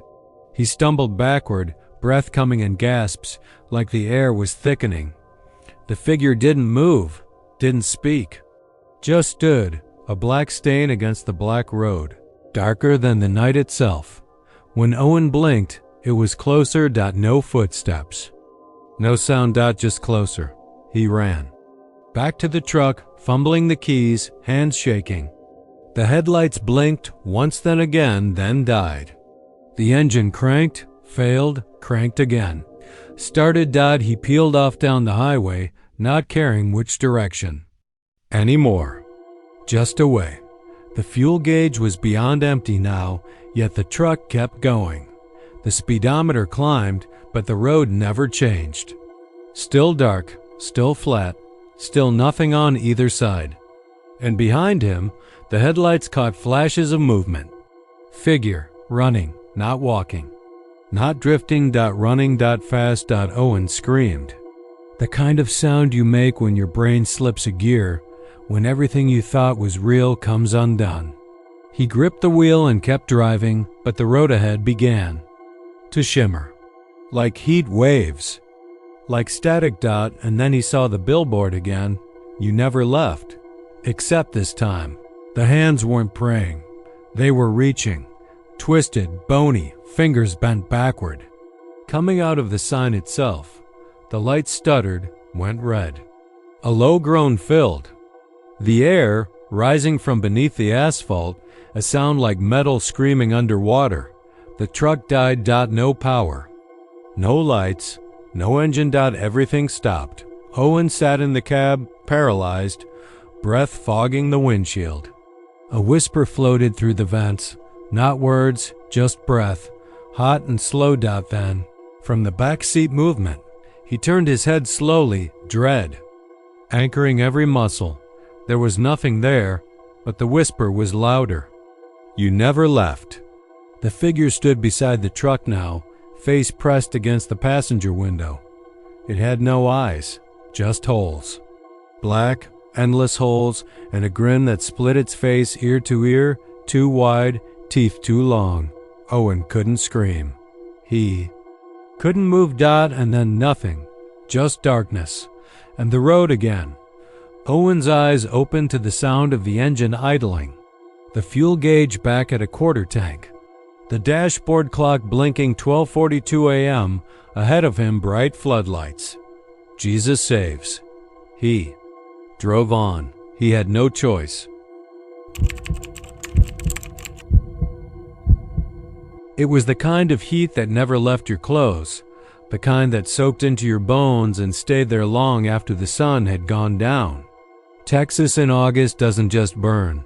It weighs on you, smothers you. Bastrop County was quiet that time of year, the brush dry and golden, trees curling at the edges like old newspaper. The fire scars from the wildfires years back were still visible on the twisted pines off the county roads, reminders that everything out there could go up in flames if the wind caught just right. Ben Avery had driven those roads 100 times, maybe more. He worked maintenance out in Elgin, sometimes further east towards Smithville, patching rural utility poles and fixing junction boxes most people didn't even know existed.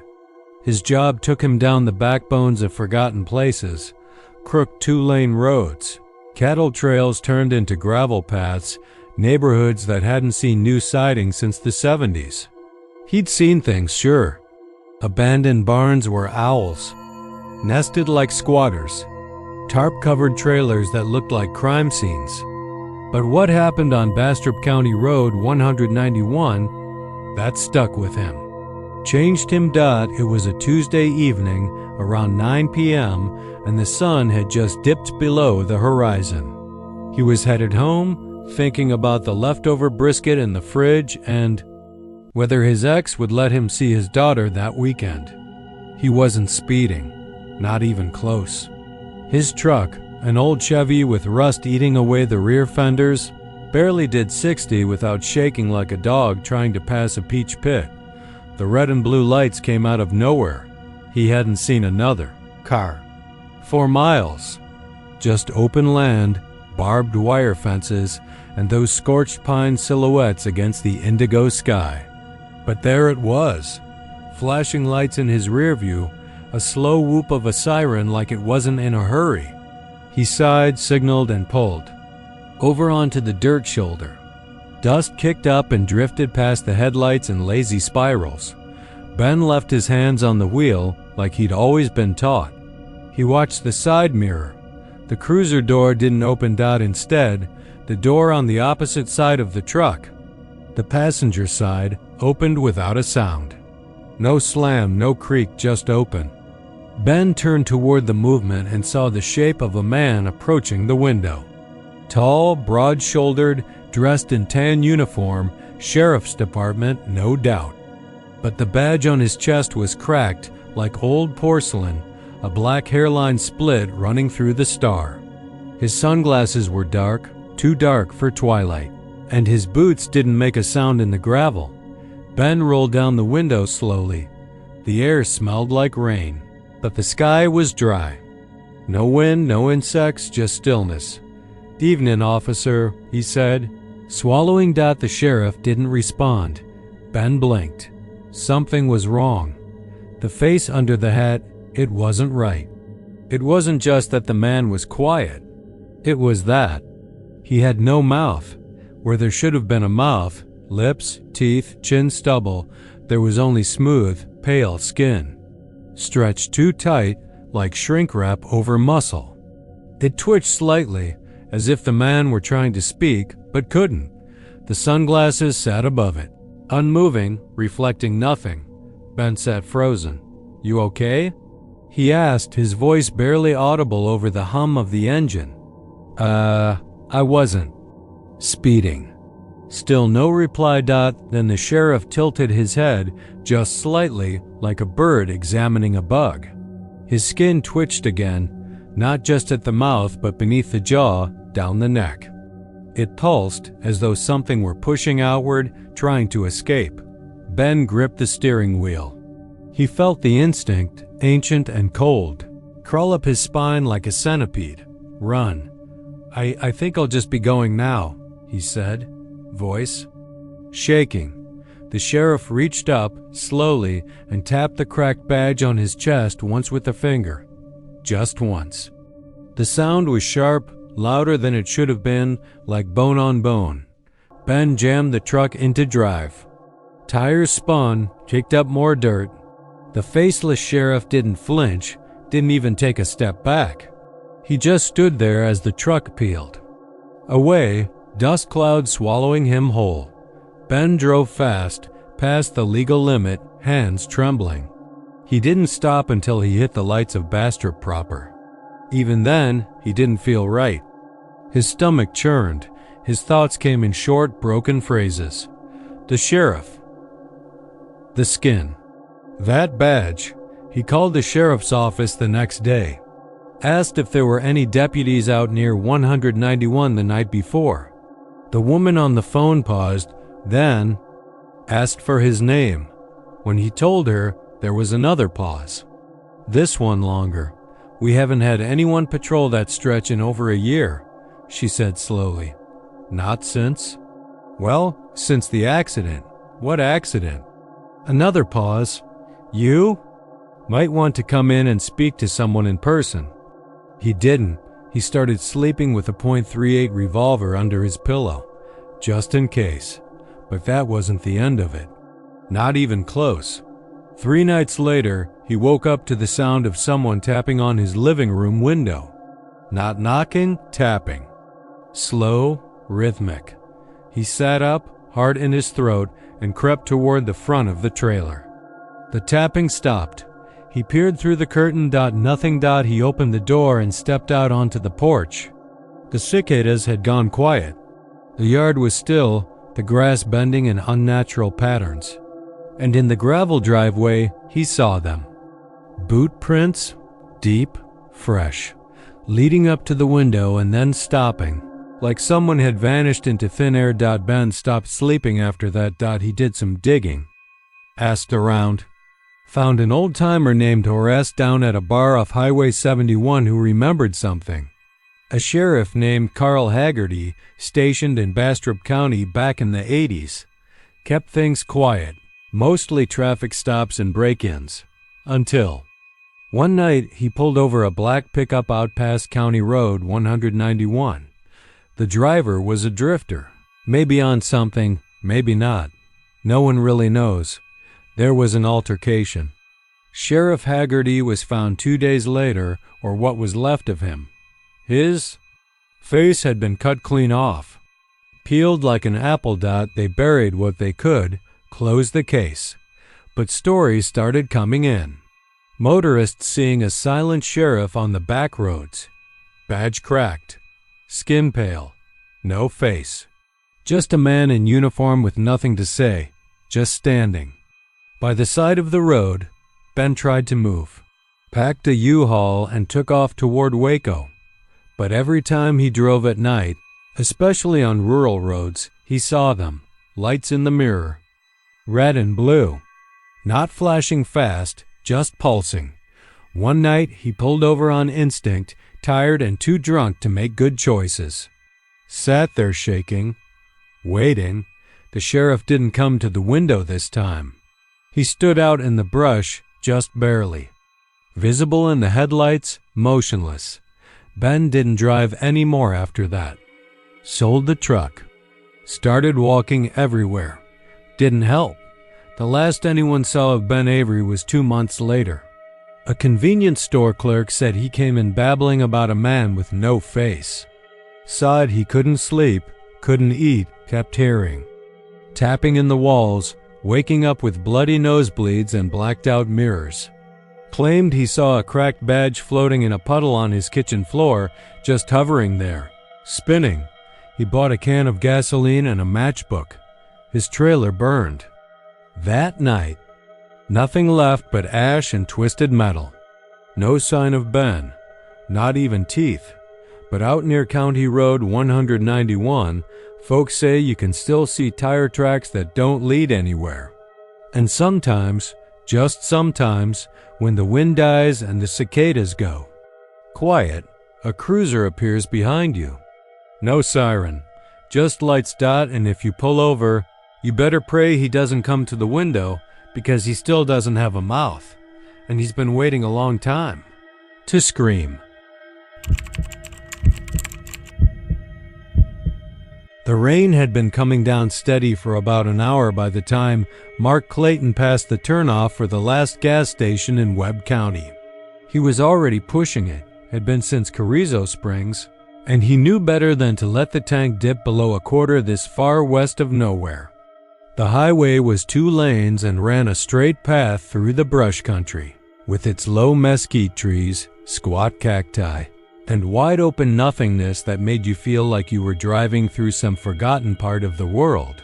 Windshield wipers thumped a rhythm against the deluge, failing to keep up with the sheets of rain that blurred the horizon into an impressionist smear of gray and brown. The sky looked bruised, swollen purple, and lit now and then by silent flashes of lightning that gave the land a bone-white cast, as if it had already been picked clean. Mark hadn't seen another car in 20 minutes. No cell signal either. Just him, the rain, and the endless, broken line in the middle of the road stretching south toward Laredo. His eyes were dry and burning from staring so long, and he just started thinking about pulling off onto the shoulder to take a leak. When he spotted the kid, it was one of those things you didn't register at first, like your brain refused to process what you were seeing. Just a figure up ahead in the rain, standing close to the road, not quite on it, but not far enough off to ignore. Mark lifted his foot off the gas, squinted. The headlights caught a small soaked shape. Pajamas. Bare feet. No umbrella. A boy, maybe 9 or 10, with dark, slicked hair matted to his scalp and arms raised in a stiff, slow wave. Mark slowed, more out of instinct than thought, and then pulled over, tires crunching onto wet gravel. He rolled down the passenger window, the rain blowing in cold and sharp. The kid just stood there, dripping, not shivering, his face pale and expressionless. His pajamas light blue with little yellow rockets clung to him like a second skin. "You okay, buddy?" Mark called out over the rain. The boy didn't move for a second. Then he nodded and stepped closer. "Can you take me back?" Mark blinked. "Back where?" The boy's eyes were too still, too empty. "The place before I was born." A chill ran up Mark's spine, the kind that doesn't come from the rain or the cold, but from something more primal. Still, he reached over and unlocked the door. "Get in. You're gonna catch pneumonia out there." The boy climbed in silently, water pooling on the seat under him. He smelled like wet soil and something faintly metallic, like old blood. Mark shut the window and glanced at the kid, who stared straight ahead. "What's your name?" he asked, trying to make his voice friendly. "Jacob." "Okay, Jacob. I'm Mark. You got folks around here?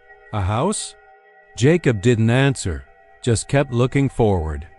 Mark swallowed and turned back to the road, easing the truck back into motion. The rain didn't let up. They drove in silence for a long time. Jacob didn't ask where they were going, didn't comment on the radio, which Mark eventually turned off because every station was just static. He glanced at the gas gauge. Less than an eighth of a tank. Not great. If he didn't find a town soon, they were going to be sleeping in the truck. "You from around here?" Mark tried again. "I used to be." "Used to be?" "I lived here a long time ago." Mark frowned. "You look a little young to be talking like that." Jacob turned to face him. "Not that long ago for you, but a long time for me." There was something deeply wrong about the way the boy said it. Not the words, but the weight behind them. Like they meant more than they should. Like they came from something much older than a child. Mark cleared his throat. "Where are your parents?" "They're gone." "I didn't get to say goodbye." That stopped Mark. "Gone where?" Jacob turned back to the window. Back. He didn't elaborate. Mark didn't push. They drove. The highway curved gently, cutting through dense thorn scrub and long, empty stretches of flat land. Lightning forked silently behind them. A jackrabbit darted across the road, its eyes reflecting. Red in the headlights. "Where exactly do you want to go?" Mark asked finally. "The place before you were born, that's what you said?" Jacob nodded. "What does that mean?" Jacob was quiet for a long time. Then he said, "It's a hole. But not in the ground. It's under everything. It smells like iron and burnt sugar. There are people there, but they don't move. They remember everything. All the things people forget, bad things." Mark gripped the wheel tighter. "That's not a place, Jacob. I don't know what that is. I've been there. I left." but I'm not supposed to leave." Mark tried to laugh, but it came out thin and dry. "You're a weird kid, you know that?" Jacob didn't smile. "You're not the first person I've asked." That made Mark look over. "What? You're just the first one to stop." Something rattled the bed of the truck. Mark jumped, but when he looked, in the rearview mirror, there was nothing. Just darkness and rain. "I don't think I should have left," Jacob said. "They don't like it when you leave." "Who?" "They don't have names." Mark's heart was thudding now, slow and hard. "Jacob, are you playing a game with me?" "No." He said it with the kind of flat certainty that only kids and the insane could pull off. Mark swallowed. The air inside the truck was cold and wet and thick with the smell of Jacob's soaked clothes. The dome light flickered once and went out.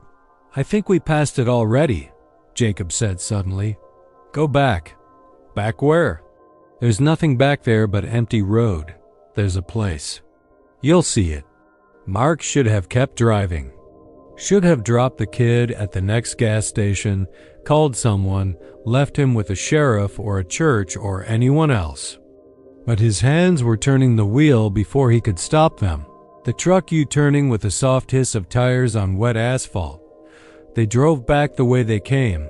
The same 2 lanes, the same brush, the same pale flashes of lightning. Jacob sat up. "Straighter. It's close." Mark stared out at the rain, the road. Then he saw it.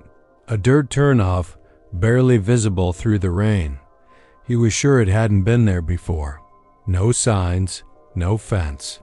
Just a narrow path that led into the thick mesquite.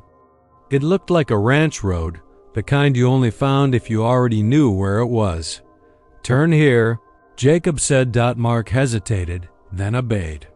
The truck bumped over rocks and muddy ruts, branches scraping the sides. The rain seemed heavier here, the air thick with the stink of rot. "You sure this is it?" Mark asked. "Yes." The road, or whatever it was, ended in a clearing surrounded by gnarled trees. In the center, a sinkhole. Wide, black, perfectly round. No steam, no smell. Just a dark mouth in the earth. Jacob opened the door and stepped out barefoot into the mud. Mark followed. The rain had stopped. Just like that. No tapering off, no drizzle. One moment it poured, the next it was gone. The silence was immense. Jacob stood at the edge of the sinkhole. They're waiting. For what? For me.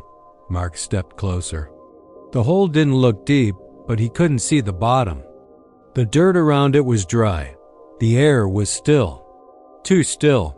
"I can't go back by myself," Jacob said. "Someone has to take me." Mark's mouth went dry. "What are you talking about?" Jacob turned to him. "It's like a lock. You need 2 keys. Mark backed up. No, I'm not doing this. If you don't, I'll just find someone else. But they won't come back either. The sinkhole pulsed just slightly, like it breathed. Mark stared into it and felt something shift behind his eyes. A pressure. A weight. He heard whispers not with his ears, but inside his head. Names he didn't know. Things he'd never done. Things he might have. "You said I was the first one who stopped." Mark whispered. Jacob nodded. "But you've done this before." Jacob nodded again. Mark looked back at the truck, the road. There was nothing but darkness. He looked at Jacob, at the hole, and then he understood. He didn't scream when Jacob took his hand. He didn't struggle when they stepped together over the edge. He just fell. The rain started again 5 minutes later. Heavy, unrelenting. The truck sat empty in the clearing. Engine idling, headlights burning into the trees. No footprints. No boy. Just the sound of water and something breathing far beneath the earth. There ain't much out in the Texas hill country after midnight. Not real light anyway. Just the moon when she's full and not hidden behind those slow-crawling clouds, and the occasional porch bulb way off across the fields more orange than yellow, and never quite bright enough to make you feel safe. Most of those back roads are narrow, blacktop veins winding between cedar breaks and limestone outcrops.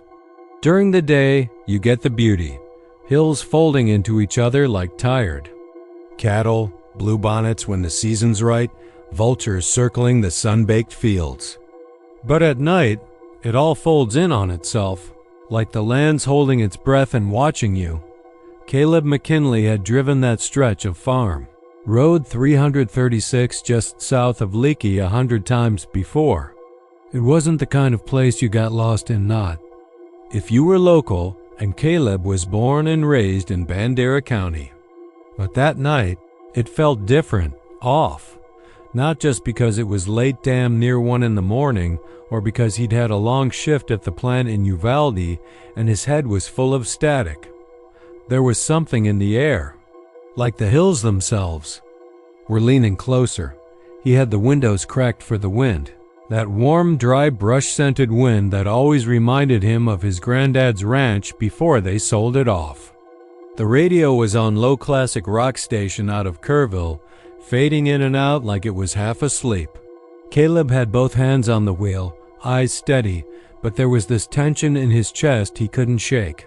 Not fear, exactly. Not yet.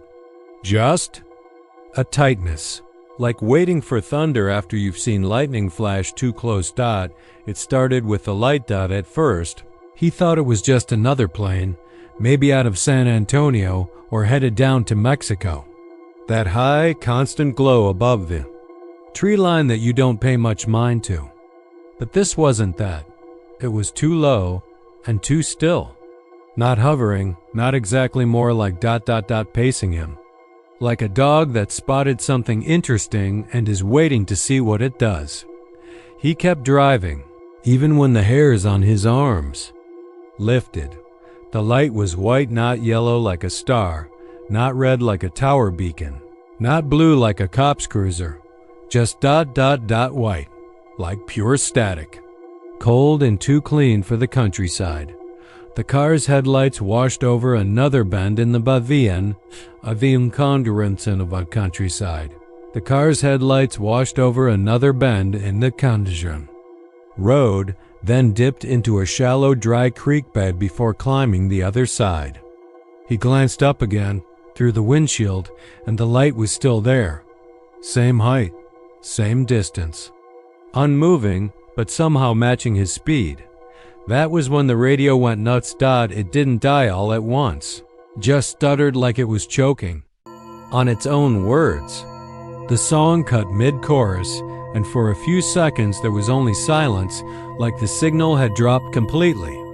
Then came the static. Not your usual white noise either. This was thick, pulsing. It had weight to it, like someone whispering behind a wall of fuzz. Caleb reached out and turned the knob, trying to clear it up, but nothing changed. Then the clock on the dash blinked. 1:12, it read. Then 1:05, then 12:47. Then it blinked out completely and reset to 0 o'clock. He slowed down, coasting now. Something about the numbers rolling back like that stirred something cold and primal in him, like time was slipping. Like reality was shrugging out of its jacket.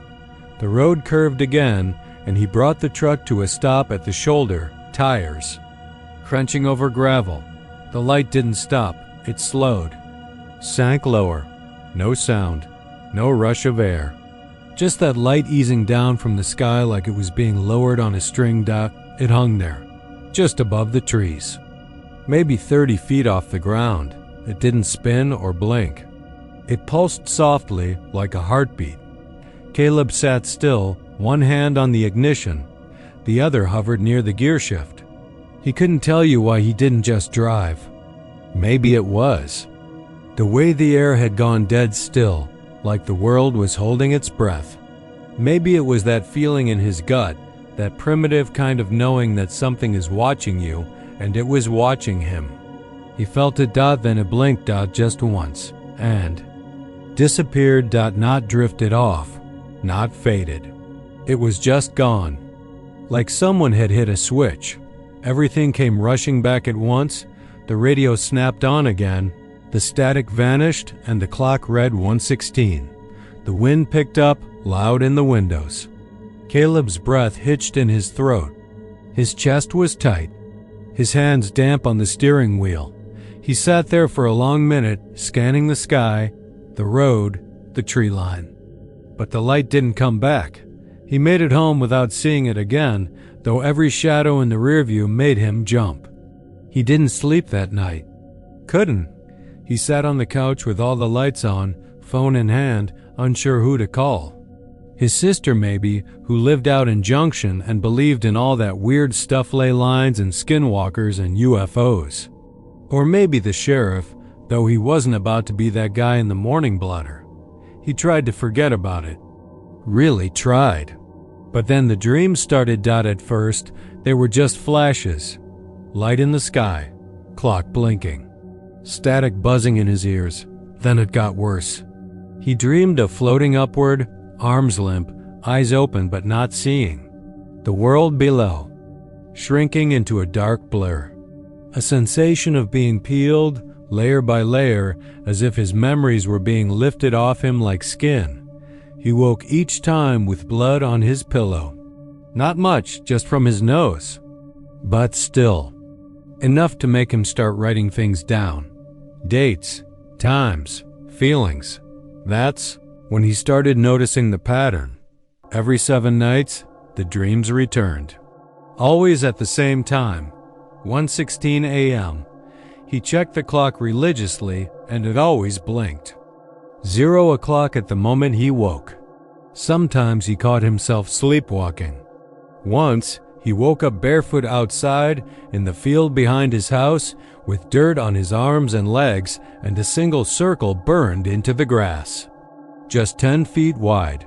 Perfect. Went to the doctor in Fredericksburg. Got blood tests, brain scans. They found nothing. The doctor, an old guy with thick glasses and a shake in his hands, asked if he was under stress. Caleb almost laughed. He tried leaving town. Went to Austin for a weekend. No dreams. Slept like a rock. But when he came back to Leakey, it all started again. Worse now. He started hearing things in the static. Not just whispering, but voices he recognized, his dead father's drawl. His mother singing hymns in the kitchen when he was a kid. Things that couldn't be on the radio. Things no tower could transmit. One night, he set up a trail cam on his roof, aimed at the sky. He didn't expect to catch anything. But in the morning, he found 37 still frames of nothing but white light. No stars, no clouds. Just light. Perfect, even and bright as welding arcs. He showed it to a buddy from the plant, but the guy got nervous and told him to quit messing around. Said some things ain't meant to be known. Caleb stopped talking about it after that. Then came the blackout. Not the town. Just him. He was driving home again, same road, same time when everything inside the truck went dead. Engine, lights, dash gone. He coasted to a stop in total darkness. The world was silent. No crickets, no wind. Just that creeping sense of being. Unmoored from time. Then the light came back. Lower this time. Closer. It hovered above the hood of his truck. No heat, no hum. Just that impossible brightness. It pulsed. And he saw them. Not things. Not in the way you'd think. Not grays or monsters with big black eyes. Just impressions. Outlines in the light. Like people underwater, blurred and distant. Dozens of them, hundreds, staring, not moving. And one of them stepped forward. He doesn't remember what happened after that. He woke up at home, in his bed, shirt soaked in sweat, mouth full of the taste of metal. The truck was in the driveway, keys in. The ignition, battery fully charged. Everything working fine. That was 3 weeks ago. Last night, he drove out again. Not because he wanted to, but because he had to. Something pulling at him. A thread in his mind that kept unraveling. He doesn't remember driving, doesn't remember stopping, but he remembers the light. And this morning, there's something different in the mirror. He looks the same, mostly, but not exactly. His eyes are wrong. Not the color still hazel, but the focus. Like they're seeing from further away. Like there's more behind them than there should be. He hasn't told anyone, but he knows it's not over. Every clock in his house is stuck at 0 o'clock. The power works. Everything else works, but the clocks won't move. Not forward. Not back. And the sky last night was cloudless. No stars. Just one white light, way off in the hills, waiting. It's watching him now. It was a shortcut his father told him about when he was 17, something about old bootlegger routes winding through East Texas, mostly forgotten by now, swallowed by the pine woods in time. Back then, Clay hadn't really cared.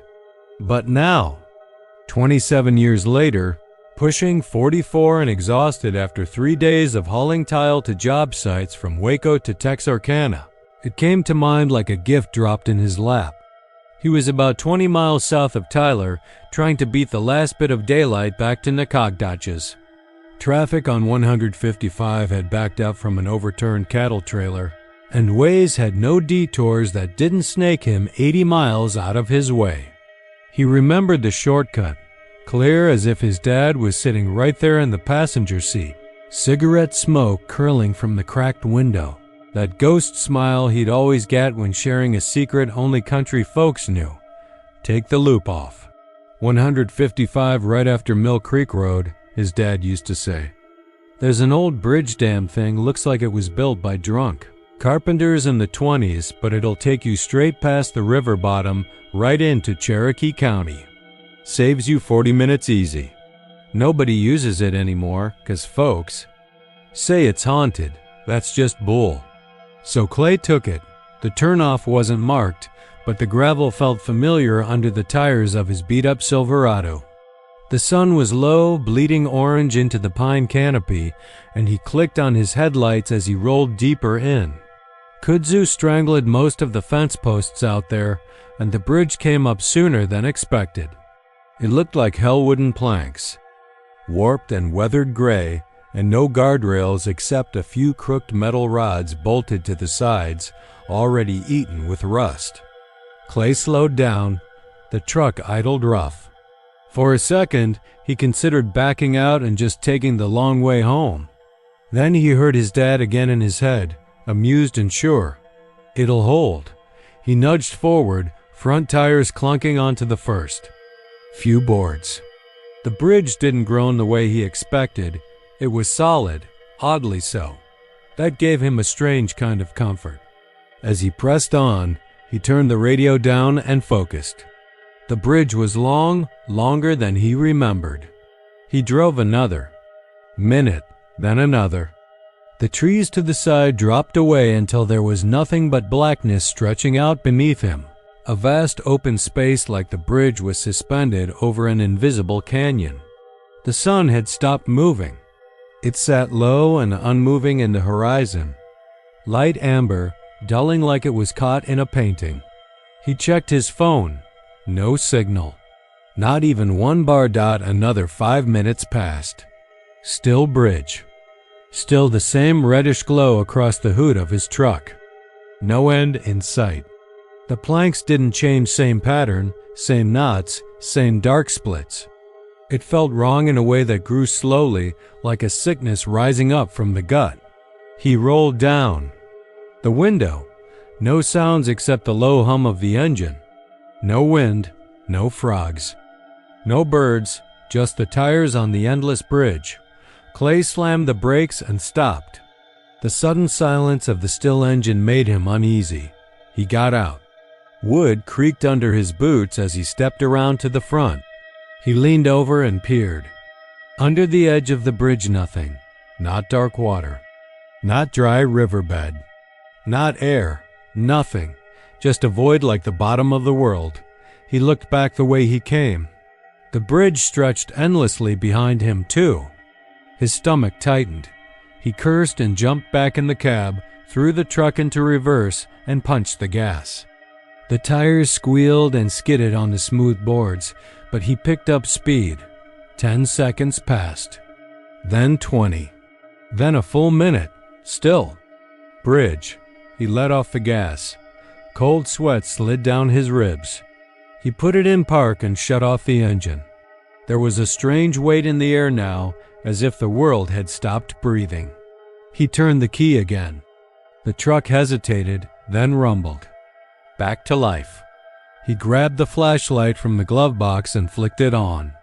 The beam cut forward into nothing but bridge planks and the unchanging orange horizon dot. Then he made a mistake. He turned off the headlights. Darkness swallowed the windshield instantly. Not the kind of dark you get at night in the country.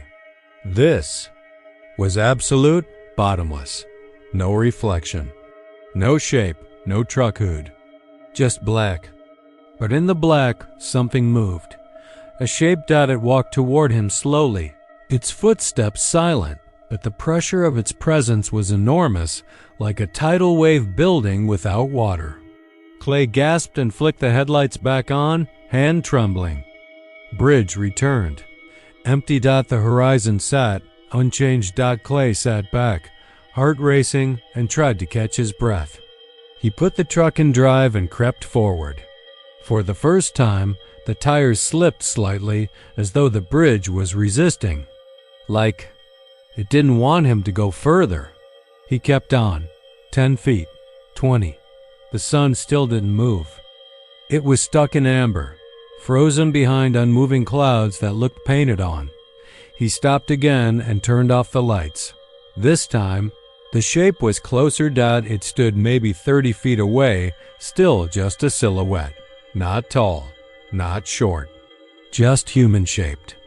And wrong, like it wasn't built right. A head slightly too low on the shoulders, arms too long. The way it stood, it made Clay's skin crawl because it wasn't standing. It was waiting. He flipped the lights back on again. Empty bridge. Now panic bloomed in full. He hit the gas and flew forward. The truck jumped and bucked over the wooden boards, the tires screaming in protest, but he kept going, desperate for the Kia. Other side, any side. He counted in his head. 40 seconds. A minute. 2, still nothing, but bridge. The needle on his gas gauge had begun to drop, which shouldn't happen that fast. He'd had half a tank when he started. Now it hovered just above. Clay didn't know where the fuel was going, but the sense that he was draining into the dark, piece by piece, got sharper. He screamed at the windshield. "What do you want?" There was no reply. Just the steady hum of the engine and the faint rattle of loose tools in the back seat. He drove for 10 more minutes, headlights still on, mind unraveling like wet rope. Then, without warning, he stopped. The engine idled low. His hands shook. He reached for the lights again. He paused, but then he flipped them off. This time the shape was right. Outside the driver's door it crouched, like a thing caught halfway through becoming human. Its head tilted, jerky, insect-like. Clay didn't breathe. He couldn't. The figure leaned closer, and for a second, in the red-tinged dark, he saw the face. Or rather, the absence of one. Skin stretched tight over blank features, a mouth too wide and still stitched shut.